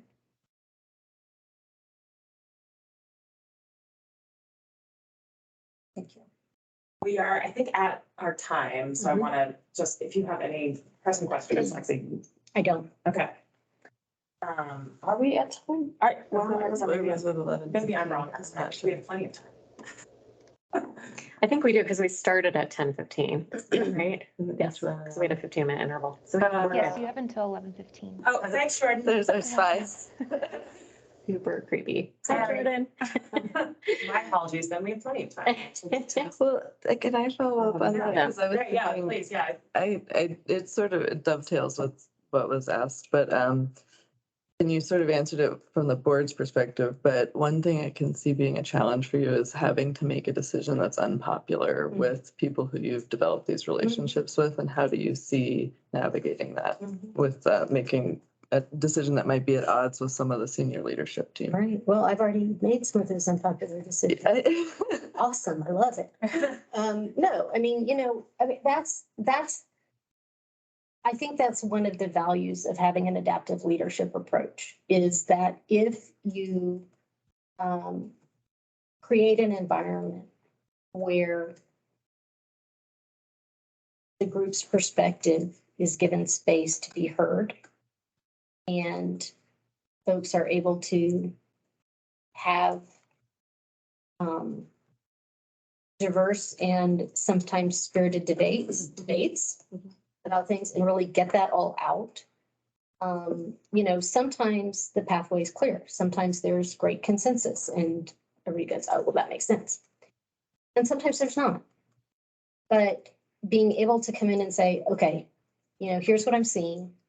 I'm hearing this, I'm hearing this. This is the conflict. Here's some workarounds. Here's some spaces where we have consensus. This is the piece that somebody's not going to be happy about. And this is why I'm going to decide to do it this way. I think that builds a level of trust in the group, and that they can walk away from a conversation and go, you know what? No, that's not what I wanted. It's not maybe it's not even what they would have done. Sometimes it is. Sometimes people can simultaneously say, it's not what I wanted, but it's probably what I would have done, which is super healthy. You can get to that space. But sometimes it may not even be what they would have done. But I do think that creating the environment where people can disagree and talk about why they're disagreeing, even if a decision gets made that's not popular, I think it builds confidence in the group. I think it helps people understand how people think. It builds strength for the next time we're going to have the conversation. It builds comfort in being uncomfortable, which I think is a really important kind of quality. It depersonalizes things. People don't feel like you made the decision because you didn't like them. So I think it brings a lot of benefits. And you know, as a leader, like, as I said, you got to be ready to take criticism because you're going to get it. You're not going to make everybody happy all the time. One last question too, because I want to make sure I get some of the same follow-up questions that I've asked others. So high performers and people who are putting in a lot of extra time, you noted pay equity and things like that that are sort of across the board, but specifically, how have you or will you reward high performers and people who are putting in a lot of the extra effort, like over the COVID pandemic and over the Marshall Fire?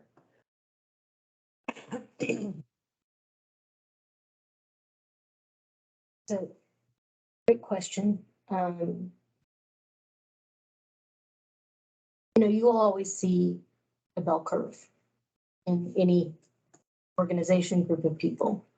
Folks who lean in, folks who maybe don't lean in so much. That's okay. It's, you know, I think we have to recognize that people have a lot of different demands in their lives, and how they perform at work is not a reflection of who they are as a person, and that's okay. I think what's really important is that all of our staff be taken care of at a basic level, so that, you know, it's kind of related to this conversation that we've been having in our society about quiet quitting, right? It's like, here are the expectations to do your job in an acceptable way, and let's all be clear about what that is. But I do think that we need to get clearer in our agency in particular about kind of what thresholds are for what a high performer is. Is it just putting hours in? Is it quality of the work?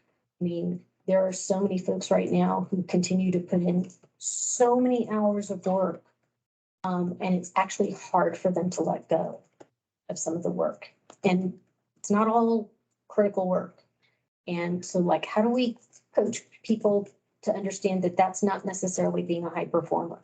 Putting hours in does not equate to being a high performer, and helping them in that process. I think there's some kind of after COVID effect where people have a hard time like letting their adrenaline go down, and they feel like if they're not working at the level they were during COVID, that they're not working hard enough. And I am not a fan of that. I actually think people should have lives. I think they should have flexibility, and be able to control to some extent kind of how much they're leaning in. And I'm not seeing everyone in control of that personal decision yet. So that's one piece of it. Getting the clarity about what the expectations are. I think also we've got to have systems in place and structures and policies and processes that help moderate some of that. So for instance, we've got folks that are working really hard and they're doing a great job, and they're not being rewarded necessarily in a way that they probably should be, because we don't have ways of tracking it and evaluating it. A couple of years ago, HR switched from kind of an evaluative performance assessment model to a coaching model in supervisors' responsibilities with staff. And one of the things that took away is a way to measure performance and to reward it. And it's actually kind of a conversation we're having right now about, okay, so how do you decide raises? How do you decide to give this person more money next year than that person on the same team? Because they're clearly performing at different levels, but we don't have a mechanism for assessing it. So we're talking about how to bring some kind of performance appraisal back in without some of the negative impacts that it was having on staff previously. The reward system, we've expanded quite a bit in the last year. We're really pushing decisions about bonusing and time off down to the divisional level. It used to be decided at the director's level. It made no sense because I don't know if this person deserves a bonus or not. Y'all do. So those decisions have really been delegated down. We've given flexibility about it's not just a bonus that's an option. Sometimes somebody wants some time off. How do we incorporate that? The county recently moved from allowing 1 day of admin leave a year to allowing 5 days a year to be awarded to staff, which is wonderful. And something that we have noticed too is that our pay equity analysis system does not incorporate, it is largely based on experience and education, comparing the experience and education of staff with each other. And it misses that performance component, so that if you're looking at two staffers and you say, well, this one's not making as much as this one, and they have the same education experience, there's not a way to say that's because this one's performance is significantly higher. So we're like talking about some of the structural issues too. Is that? That answers it. Yes. Yes. Yeah. Give you Do you have any questions for us, Lexi? I don't. Thank you very much for your time. Thank you. Appreciate it. you. Yeah, thanks for being here and I'm sure you'll do great at town hall. We wish you luck. Yeah. Thanks. Did we provide the questions for the town hall ahead of time? We did not. Okay. But I don't think that was on us. That was not on Okay. us. That was not on us. I did, that's why I wanted to Yeah, know what the yeah. final decision was. Yeah. Yeah. All good. Thank you very much. Thank you. Bye. See you soon. Have a good day. You. I know, me too. You overhydrated.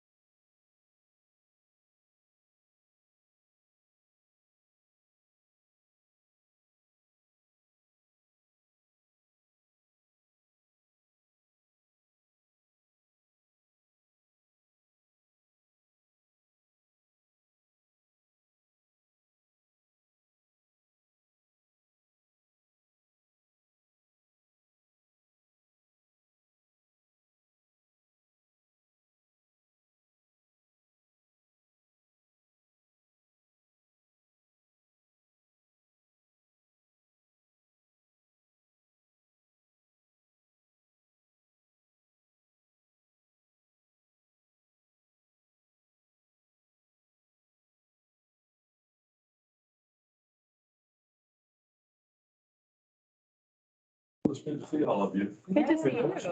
You too. Set up. And you've already met with the staff? Did you Not already have? yet. Not yet, okay. Yeah. I didn't know. Yeah, Maybe that's- everyone first. Yeah, the town halls after this. Right, Yeah. great. Okay. Well, welcome, Gary. We're glad to meet you in person and you've got Brooke and I on the screen. Yes, yeah. And because of that, we'll go around and just do sort of quick introductions the way we did on the Zoom call. And Okay. then ask you to introduce yourself. Okay. So I'm Morgan McMillan again. I'm pronounced she, her, hers, and I've been on the board for about 6 years. Nice to see you. Nice to see you. Yeah, Brooke Harrison, I've been on the board almost 4 years, Okay. Mostly just through COVID, and it's great to meet you in person. Thank you. I'm Landry Fagan. I'm a community family doc here at the FQHC in Boulder, and I've been on the board like just about 4 years exactly. Okay. And Wendy Hinman, I've been on the board over a year. I'm the newest board member and my full day job is with Cigna Healthcare. Oh, okay, Cigna. Yeah. Okay. Very good. And I don't know if you got a copy of the questions ahead of I time. just did get a Okay, copy great. of them, yes. Okay, good. So, if you, yeah, again, I know that Brooke and I have heard some of this, but please don't worry about repeating yourself. If you could introduce yourself, briefly tell us about your background and why you're interested in this job. Sure. Well, thank you, Gary Cox, B. Helm. And it's great to be here and see all of you in person. And, I think local public health is my passion. That's what I've done for 25 years successfully with 2 metro health departments, county health departments. They were actually city county health departments. And so that is my passion. That's what I like to do. It gives me purpose in my professional life. And so, gosh, I started out at the base level of public health. I started out working in environmental health. So, we were doing air quality, water quality, solid waste, hazardous waste, restaurant inspections, nuisance abatement, all that stuff. And so I did work my way up into planning research and doing basically some data work. And this progressed up, went to law school at night while I was working at the health department and got a law degree and became their in-house counsel for a few years. And then later I was promoted to the assistant director position. So I was in charge of administrative services, the budgeting and the HR and the planning, all of the administrative facilities, all the administrative type services. So I guess you could say I've had experience in just about every job in public health except being a physician or a nurse. And my wife's a public health nurse, so she covers that base. So, been fortunate to be involved at all 3 levels of public health, the national level. I was privileged to be the president of NACHO, National Association of County and City Health Officials in Washington, D.C., representing the 2,800 local health departments across the country. I think one of your former director, I think, was a member on the board. Chuck, I think, was on the board of NACHO. And so had some great experiences there. I was on the board for 10 years. Got to meet and work with the CDC director, the HRSA director, administrative folks at the national level, congressional folks, give some presentations to congressional staff. I testified after 9/11 at the Senate Appropriations Committee before. This was Senator Byrd's committee out of West Virginia. And he did some hearings on first responders. It's the first time public health was recognized as a first responder. And so I represented the 2,800 local health departments in that testimony. Quite an experience, I'll tell you. A little bit overwhelming. But by the way, just kind of a funny story. I called one of my colleagues. He used to be the health commissioner in Oklahoma, Les Beich. He's Yeah, he's just retired. He's in Florida. He was at Florida State then after that.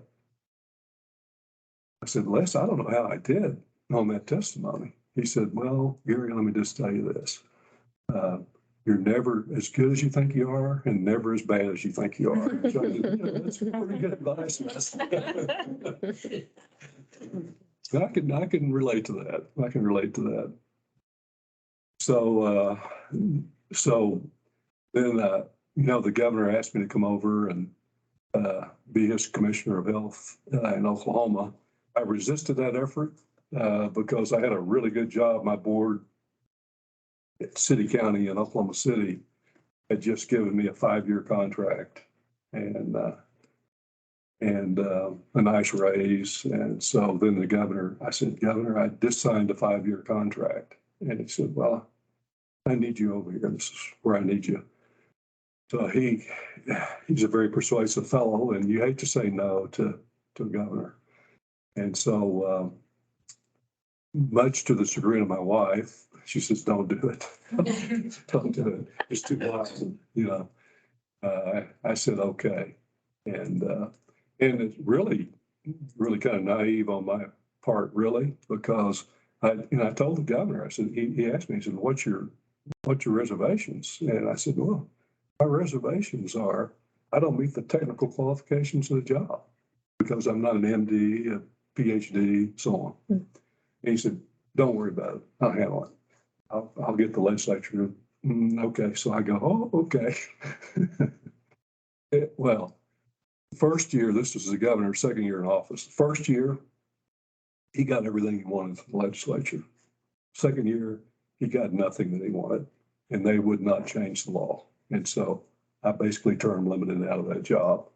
And then I was recruited at the University of Oklahoma College of Public Health. And I was a professor there, an associate dean of public health practice and partnerships.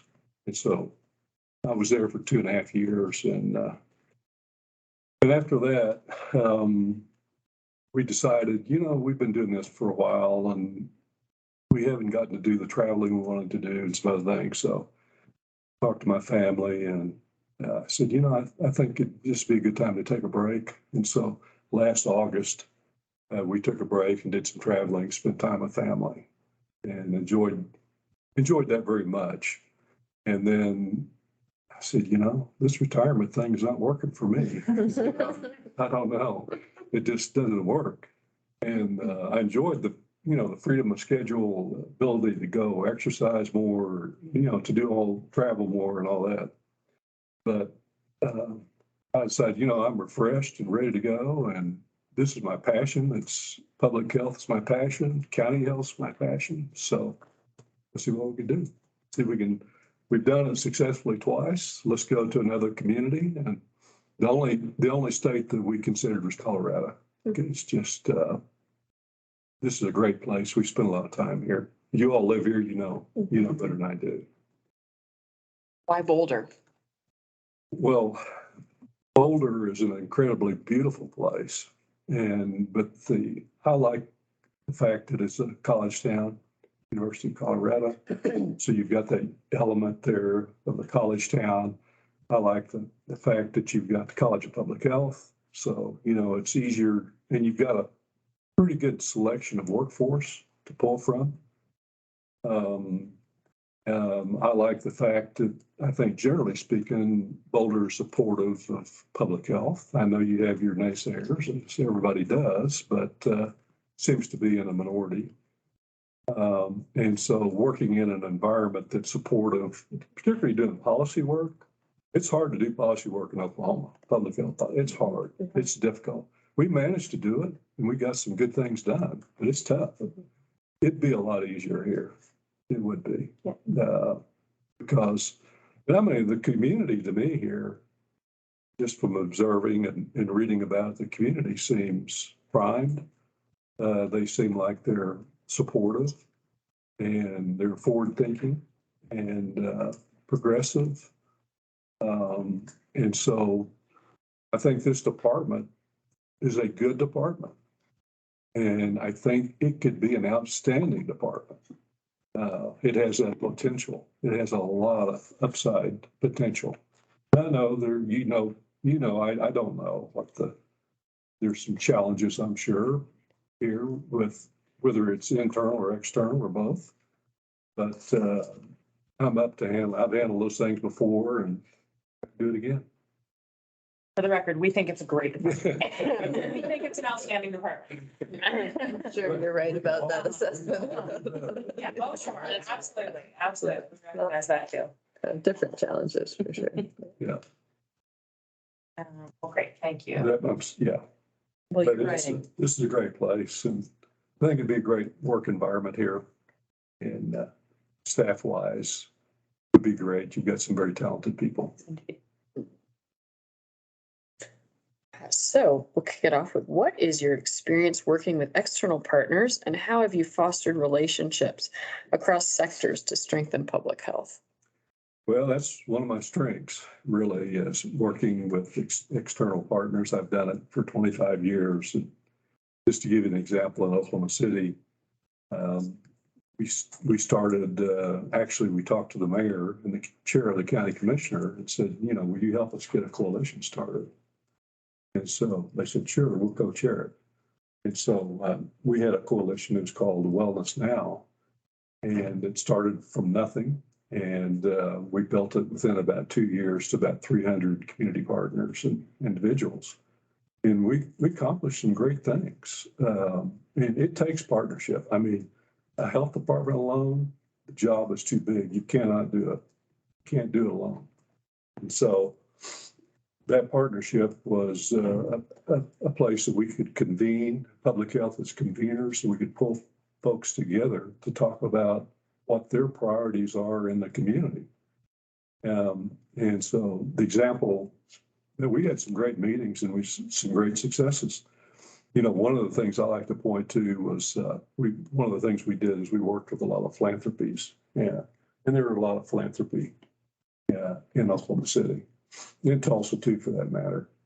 And so the executive director of Kirkpatrick Family Foundation, she came to me one day and she'd been attending our coalition meetings. She said, the foundation would like to do something around teen pregnancy. And so what do you think about the coalition being involved in that? And I said, come and present your case. She did. They bought it. She said, okay, we'll start a adolescent health work group, which is a subgroup of the Wellness Now. And so they met for a couple of months, and then they came back and said, well, we found a grant for teen pregnancy that we'd like to apply for. Will you apply for it for us? Will you be the fiduciary? Write the grant. So our folks wrote the grant, obviously with community input, because it was about them. And we got the grant, and it was a $5 million grant. And so it was working with education and working with clinics and it was kind of a holistic type approach. And then we checked back, we had robust data, and we checked back in 3 years, and the teen pregnancy rates had been reduced by 35% in that 3 years. So that's pretty impressive. Did the health department do that? No. It was the community that did it, but we facilitated it and we supported it and we assisted in it, and it's still going on. So partnerships, it's a way you have to do business. And it's particularly important if you're applying for grants, because if you go solo on a grant, you're not going to get it. Mm-hmm. I mean, not likely to anyway. Follow-up question, because Oklahoma City also has a university. Yeah. How would you describe your interactions with the university? Well, I was on faculty there. Well, when you were in, Yeah, before that, yeah. oh, we'd always, the dean of the College of Public Health. I was the first, so I hate to say before that because I was on faculty there for 20 years, but it was part-time. And so when the new dean was hired, he's now the executive vice president and provost. And when he was first hired, I was his first part-time hire. So my daytime was health department, and then nights and weekends I taught at the university. And so we always had a rich partnership and relationship, still do. We were I served on his advisory council, on the dean's advisory council, public health advisory council.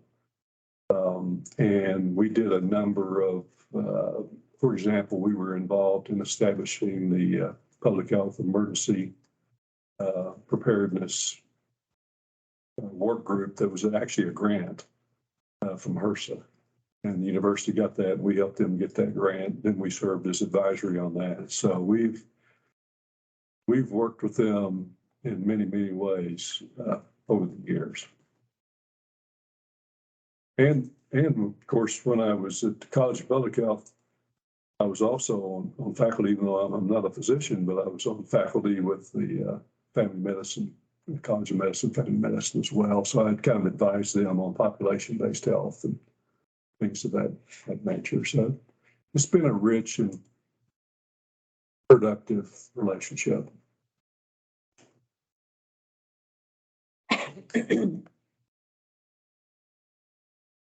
Sorry. I think we sort of talked about this, about an initiatives and proposals. We haven't asked that question. No. Okay. We're on one. So in terms of internal dynamics, where you've worked in public health, can you describe an important initiative or proposal that you were able to implement at the divisional or departmental level? And what did you learn from that?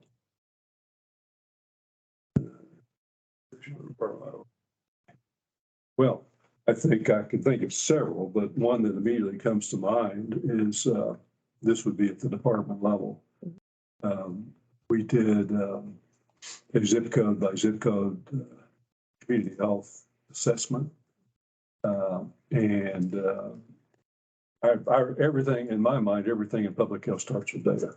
That's where you have to start. It's going to give you a roadmap to where you need to go. Mm-hmm. And so what we found out is that the difference in the lifespan between the healthiest zip code and the unhealthiest zip code was 14 years. And that was shocking. And of course, these were in communities of color. So there were pockets of really severe morbidity and mortality. And so what we decided to do, worked with the board, obviously. I had a 9-member board. There were 5 appointed by the mayor and 4 by the county commissioners. And so what we thought about it, what we decided to do is to go to the most challenged zip code and put in a health and wellness campus.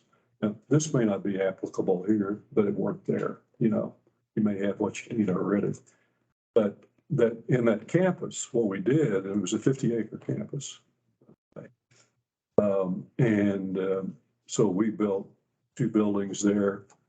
We worked with the county commissioners and brought in the agricultural extension service, and they do a lot of nutritional training and community gardens and those sorts of things. So they were right there on our campus. And then we partnered with the university, the College of Medicine, and they provided primary care and eventually behavioral health services there. We provided the preventive services, the wellness services, and we brought in the food bank. They had a presence there. We had community gardens. We had walking trails, a mile walking trail, exercise stations. We partnered with our professional soccer team, and that's where they actually did their training. It was their training facility. So they came in and they would do camps for kids and things like that. And so we just tried to do all of the things that we could do to provide those things that were missing access to things that were going to keep you healthy. And And so we had good success with that, and it was well received by the community. And I think it's been very impactful. Then we said, that's going really well. And that was on our first, we did probably similar to what you're doing, 5-year strategic plans, and they were very big items on the plan. And so then so we said, what do we do next? And of course, we did other programs and programmatic things and things of that nature. We said, we want to build another one of these in South Oklahoma City that would address the next population. And again, it was a community of color, different community of color. And so we did the same thing here, and we partnered with the park department, and there again, we had soccer fields and walking trails, community gardens, and then all of the preventive services and primary care services and everything that were offered in that one location. The community really accepted that, got behind it. And so it worked out well. By the way, on the second one, when it comes to budgeting and HR and things of that nature, we did believe in budgeting pretty well. And so we saved, our budget is just about what yours is, around 27 million. Mhm. That's about what our budget was. In that 3 or 4 years, 5 years that we were planning the second facility, we saved enough cash, $7 million, and we paid cash for that health and wellness center. And so I do believe in being physically accountable, sharpen your pencil, and not just that we're good stewards of taxpayers' money, but what it does, it frees up money for priority programs within your department that you don't have currently. And I could name you several that we did, but we had the funds to hire people to actually make a bigger impact programmatically as well. So it's not just the building, it's what the services that are provided in that building. What did you see in terms of the impact of that program? Just curious, did you see life expectancy change? We did. We sure did. As a matter of fact, to give you another example related to that is that we also saw in those areas, the CVD, the cardiovascular disease rates, heart disease deaths, and morbidity was really not good. And so what we did is we partnered again with the university. We partnered with the university, and we went out and screened in those zip codes. We screened for cardiovascular disease. So we went to beauty shops, barbershops, libraries, churches, where people are, and we just screened them. We checked for cholesterol and blood pressure and all that. And we identified some really high risk folks. And so we basically provided services. If they needed blood pressure medicine or statins or whatever, we provided them free. And again, from the savings of the money from the program, that's how we could do this. We started a wellness class, an 8-week wellness class, where they could learn about healthy eating and physical activity and all that. And of course, we linked them in with a PCP, with a primary care provider. And then we went the extra mile too and hired some community health workers who look like the community that they serve. And I'm a big believer in that. In Oklahoma City, I probably hired 25 community health workers. And we had them in the clinics, we had them in the field, we had them in this program. And I could give you examples, real life examples of where that made a significant difference. And not only in health, but in life, really. I mean, it really is. To me, you say, why do you want to do it? I miss doing things like that, where you have an opportunity to be impactful. And obviously, it's a team effort. It's a community effort to make that happen.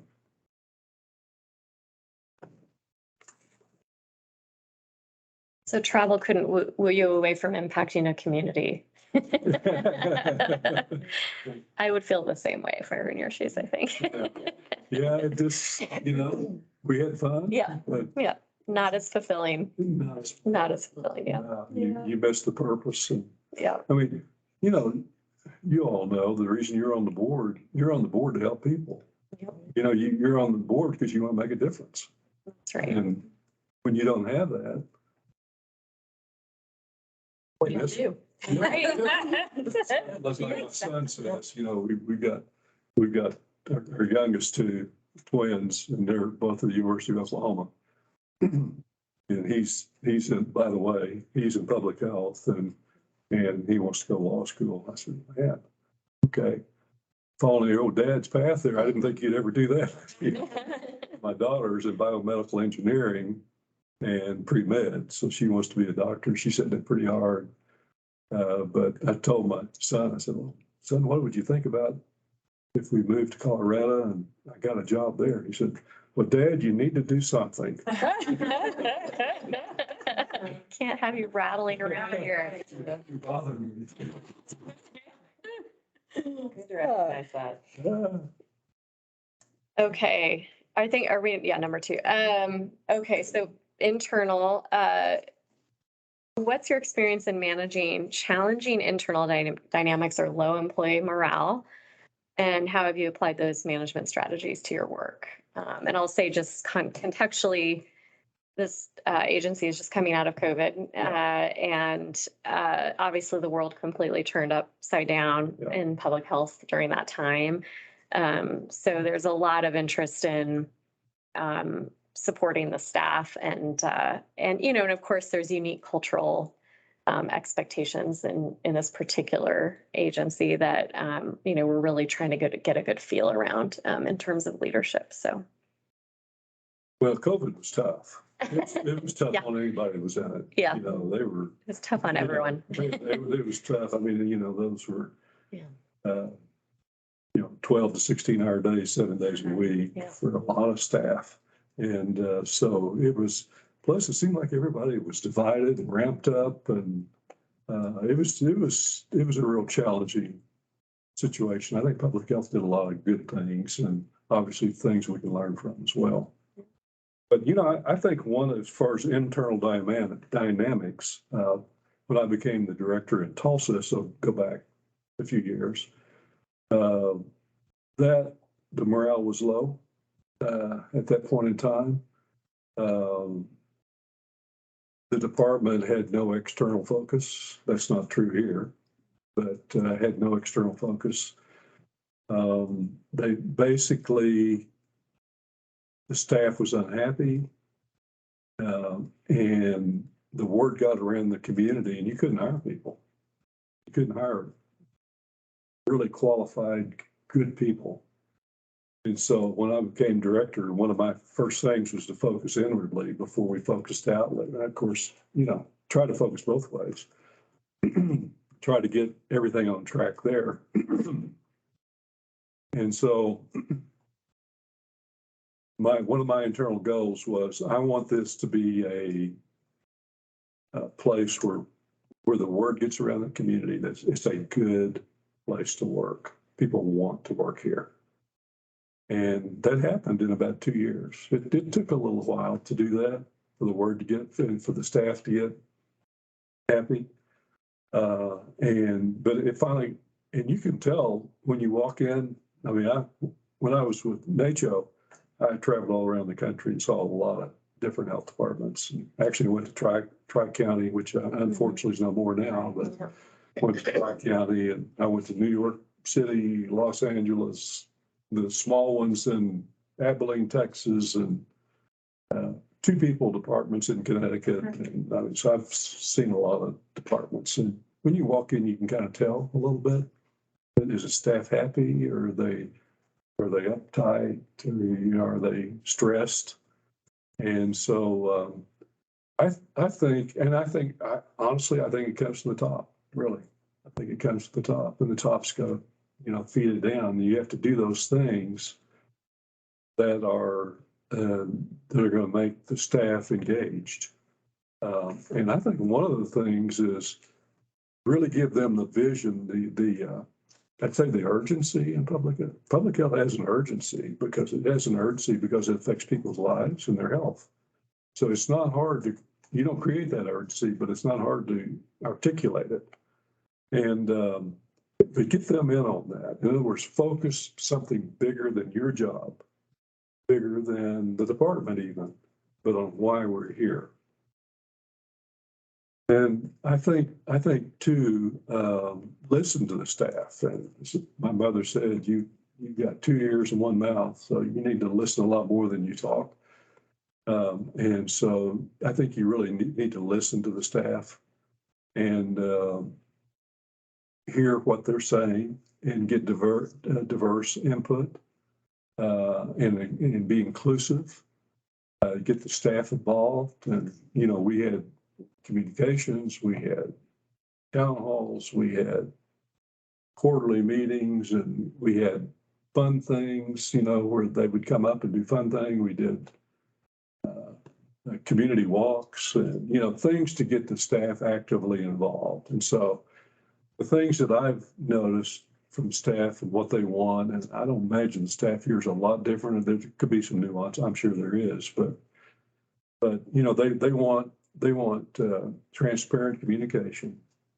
They want to know that somebody cares about them and that they are connected both to each other within the department and connected to the community.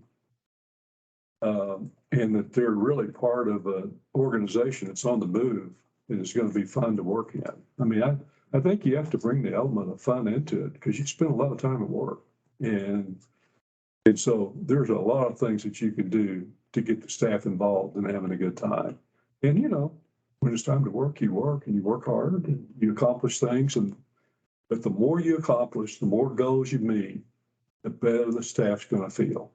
They're going to say, success, success, success. They're going to start seeing it. They will see those benchmarks along the way. Wow. And then particularly if you can link your organization that may already be here, but if you can link it to what's going on at the state level. I know you're part of the Denver Metro Partnership. That's great. That's good. So you're reaching out here, reach out at the state, reach out at the national level, because that can give you a different perspective of public health. And it can be done. I mean, I've done it, so it can be done. And I don't know how bad the morale is or what maybe the divides might be, but it can be worked through, it can be managed, and then you get a good solid management team, you know, and that management team's on board and everybody has their voice on that team. I'm inclusive. They have their voice, and when you get them on board, then, you know, you rely on them to communicate with the staff. But I can tell you, I'm not a director that sits in an office. I mean, yeah, you've got to do office work, right? But I'm going to be out visiting the staff. I'm going to be getting to know staff, getting to know leadership team, management team, getting to know the community partners, the philanthropies, the business community, educational community. I just think you need to be out and involved because it's all about relationships. It's what it all boils down to is relationships. And you have to build those, and that takes time. But it certainly can be done, and it'd be fun. It'd be fun to see that turnaround too. They're going to feel good about themselves. So it kind of dovetailing into the low employee morale. How do you foresee rewarding high performers within the department, or have you in the past? I've done it different ways. I've done it just cost of living where everybody gets it except somebody that may be on probation or something like that. As a matter of fact, when I was in Oklahoma City, you know, we got our budget in shape. We really got it to a good place. We had money for programs and for wellness centers and things like that. Every year that I was there, we had a cost of living, to keep up with the cost of living, every single year for 10 years. We managed to do that. I thought it's important. It's important to recruit and retain, because I want to recruit and retain the best people there are in this, not only in this community, but in the surrounding area. And I've done it the other way where we've done so-called bonuses. Now, sometimes in government you can do that, sometimes you can't, but one-time payments, one-time stipends, whatever you want to call it. And then I've done it with just promotions. I've done it with just like a permanent raise, like a 3% raise or 5% based on merit raises. I've done it through a career ladder type of an approach where you recognize everybody can't be a supervisor or a manager or a director of a department. So how can what do I need to do in the way of professional development to meet certain benchmarks so that I can progress? Because I like my job. I don't want to be a supervisor, And so what can I do to advance within my grade? I've done it that way. Both those systems have pros and cons. Of course, everybody's happy on the cost of living. And the cost of living is the cost of living. When you give either one-time bonuses, or that's easier on your budget in the beginning because you're not committed to doing that the next year. When you give a permanent raise, that's going to every year, and then that grows. It's tough on who do you give it to. I mean, you give it to you have an evaluation and you do it, but those things are not 100%. You can't make them 100% merit. You just have the human element in there that your leadership team all will have, and they're biased. They're biased towards, if they give someone an assignment and they knock that assignment out and they do an outstanding job, gosh, in other words, you tend to go and recognize that person, and they tend to keep performing over time. And so that is a bit of a challenge to how do you have to stay fair, and even more important than fair, the perception of fairness. And that's not easy to do, So I think that's something, maybe the board, the leadership team need to give some thought to, and so, what's going to work here. And it could morph and change over time as well. But I do believe, even if that's the reason I like to budget well, because I want to have money there to pay, and I will ask staff to do a little more. I'm going to be challenging. We can do a little more here. However, you're going to get paid for it. And I'll give you an example I've used successfully. We've got a job. That job goes vacant.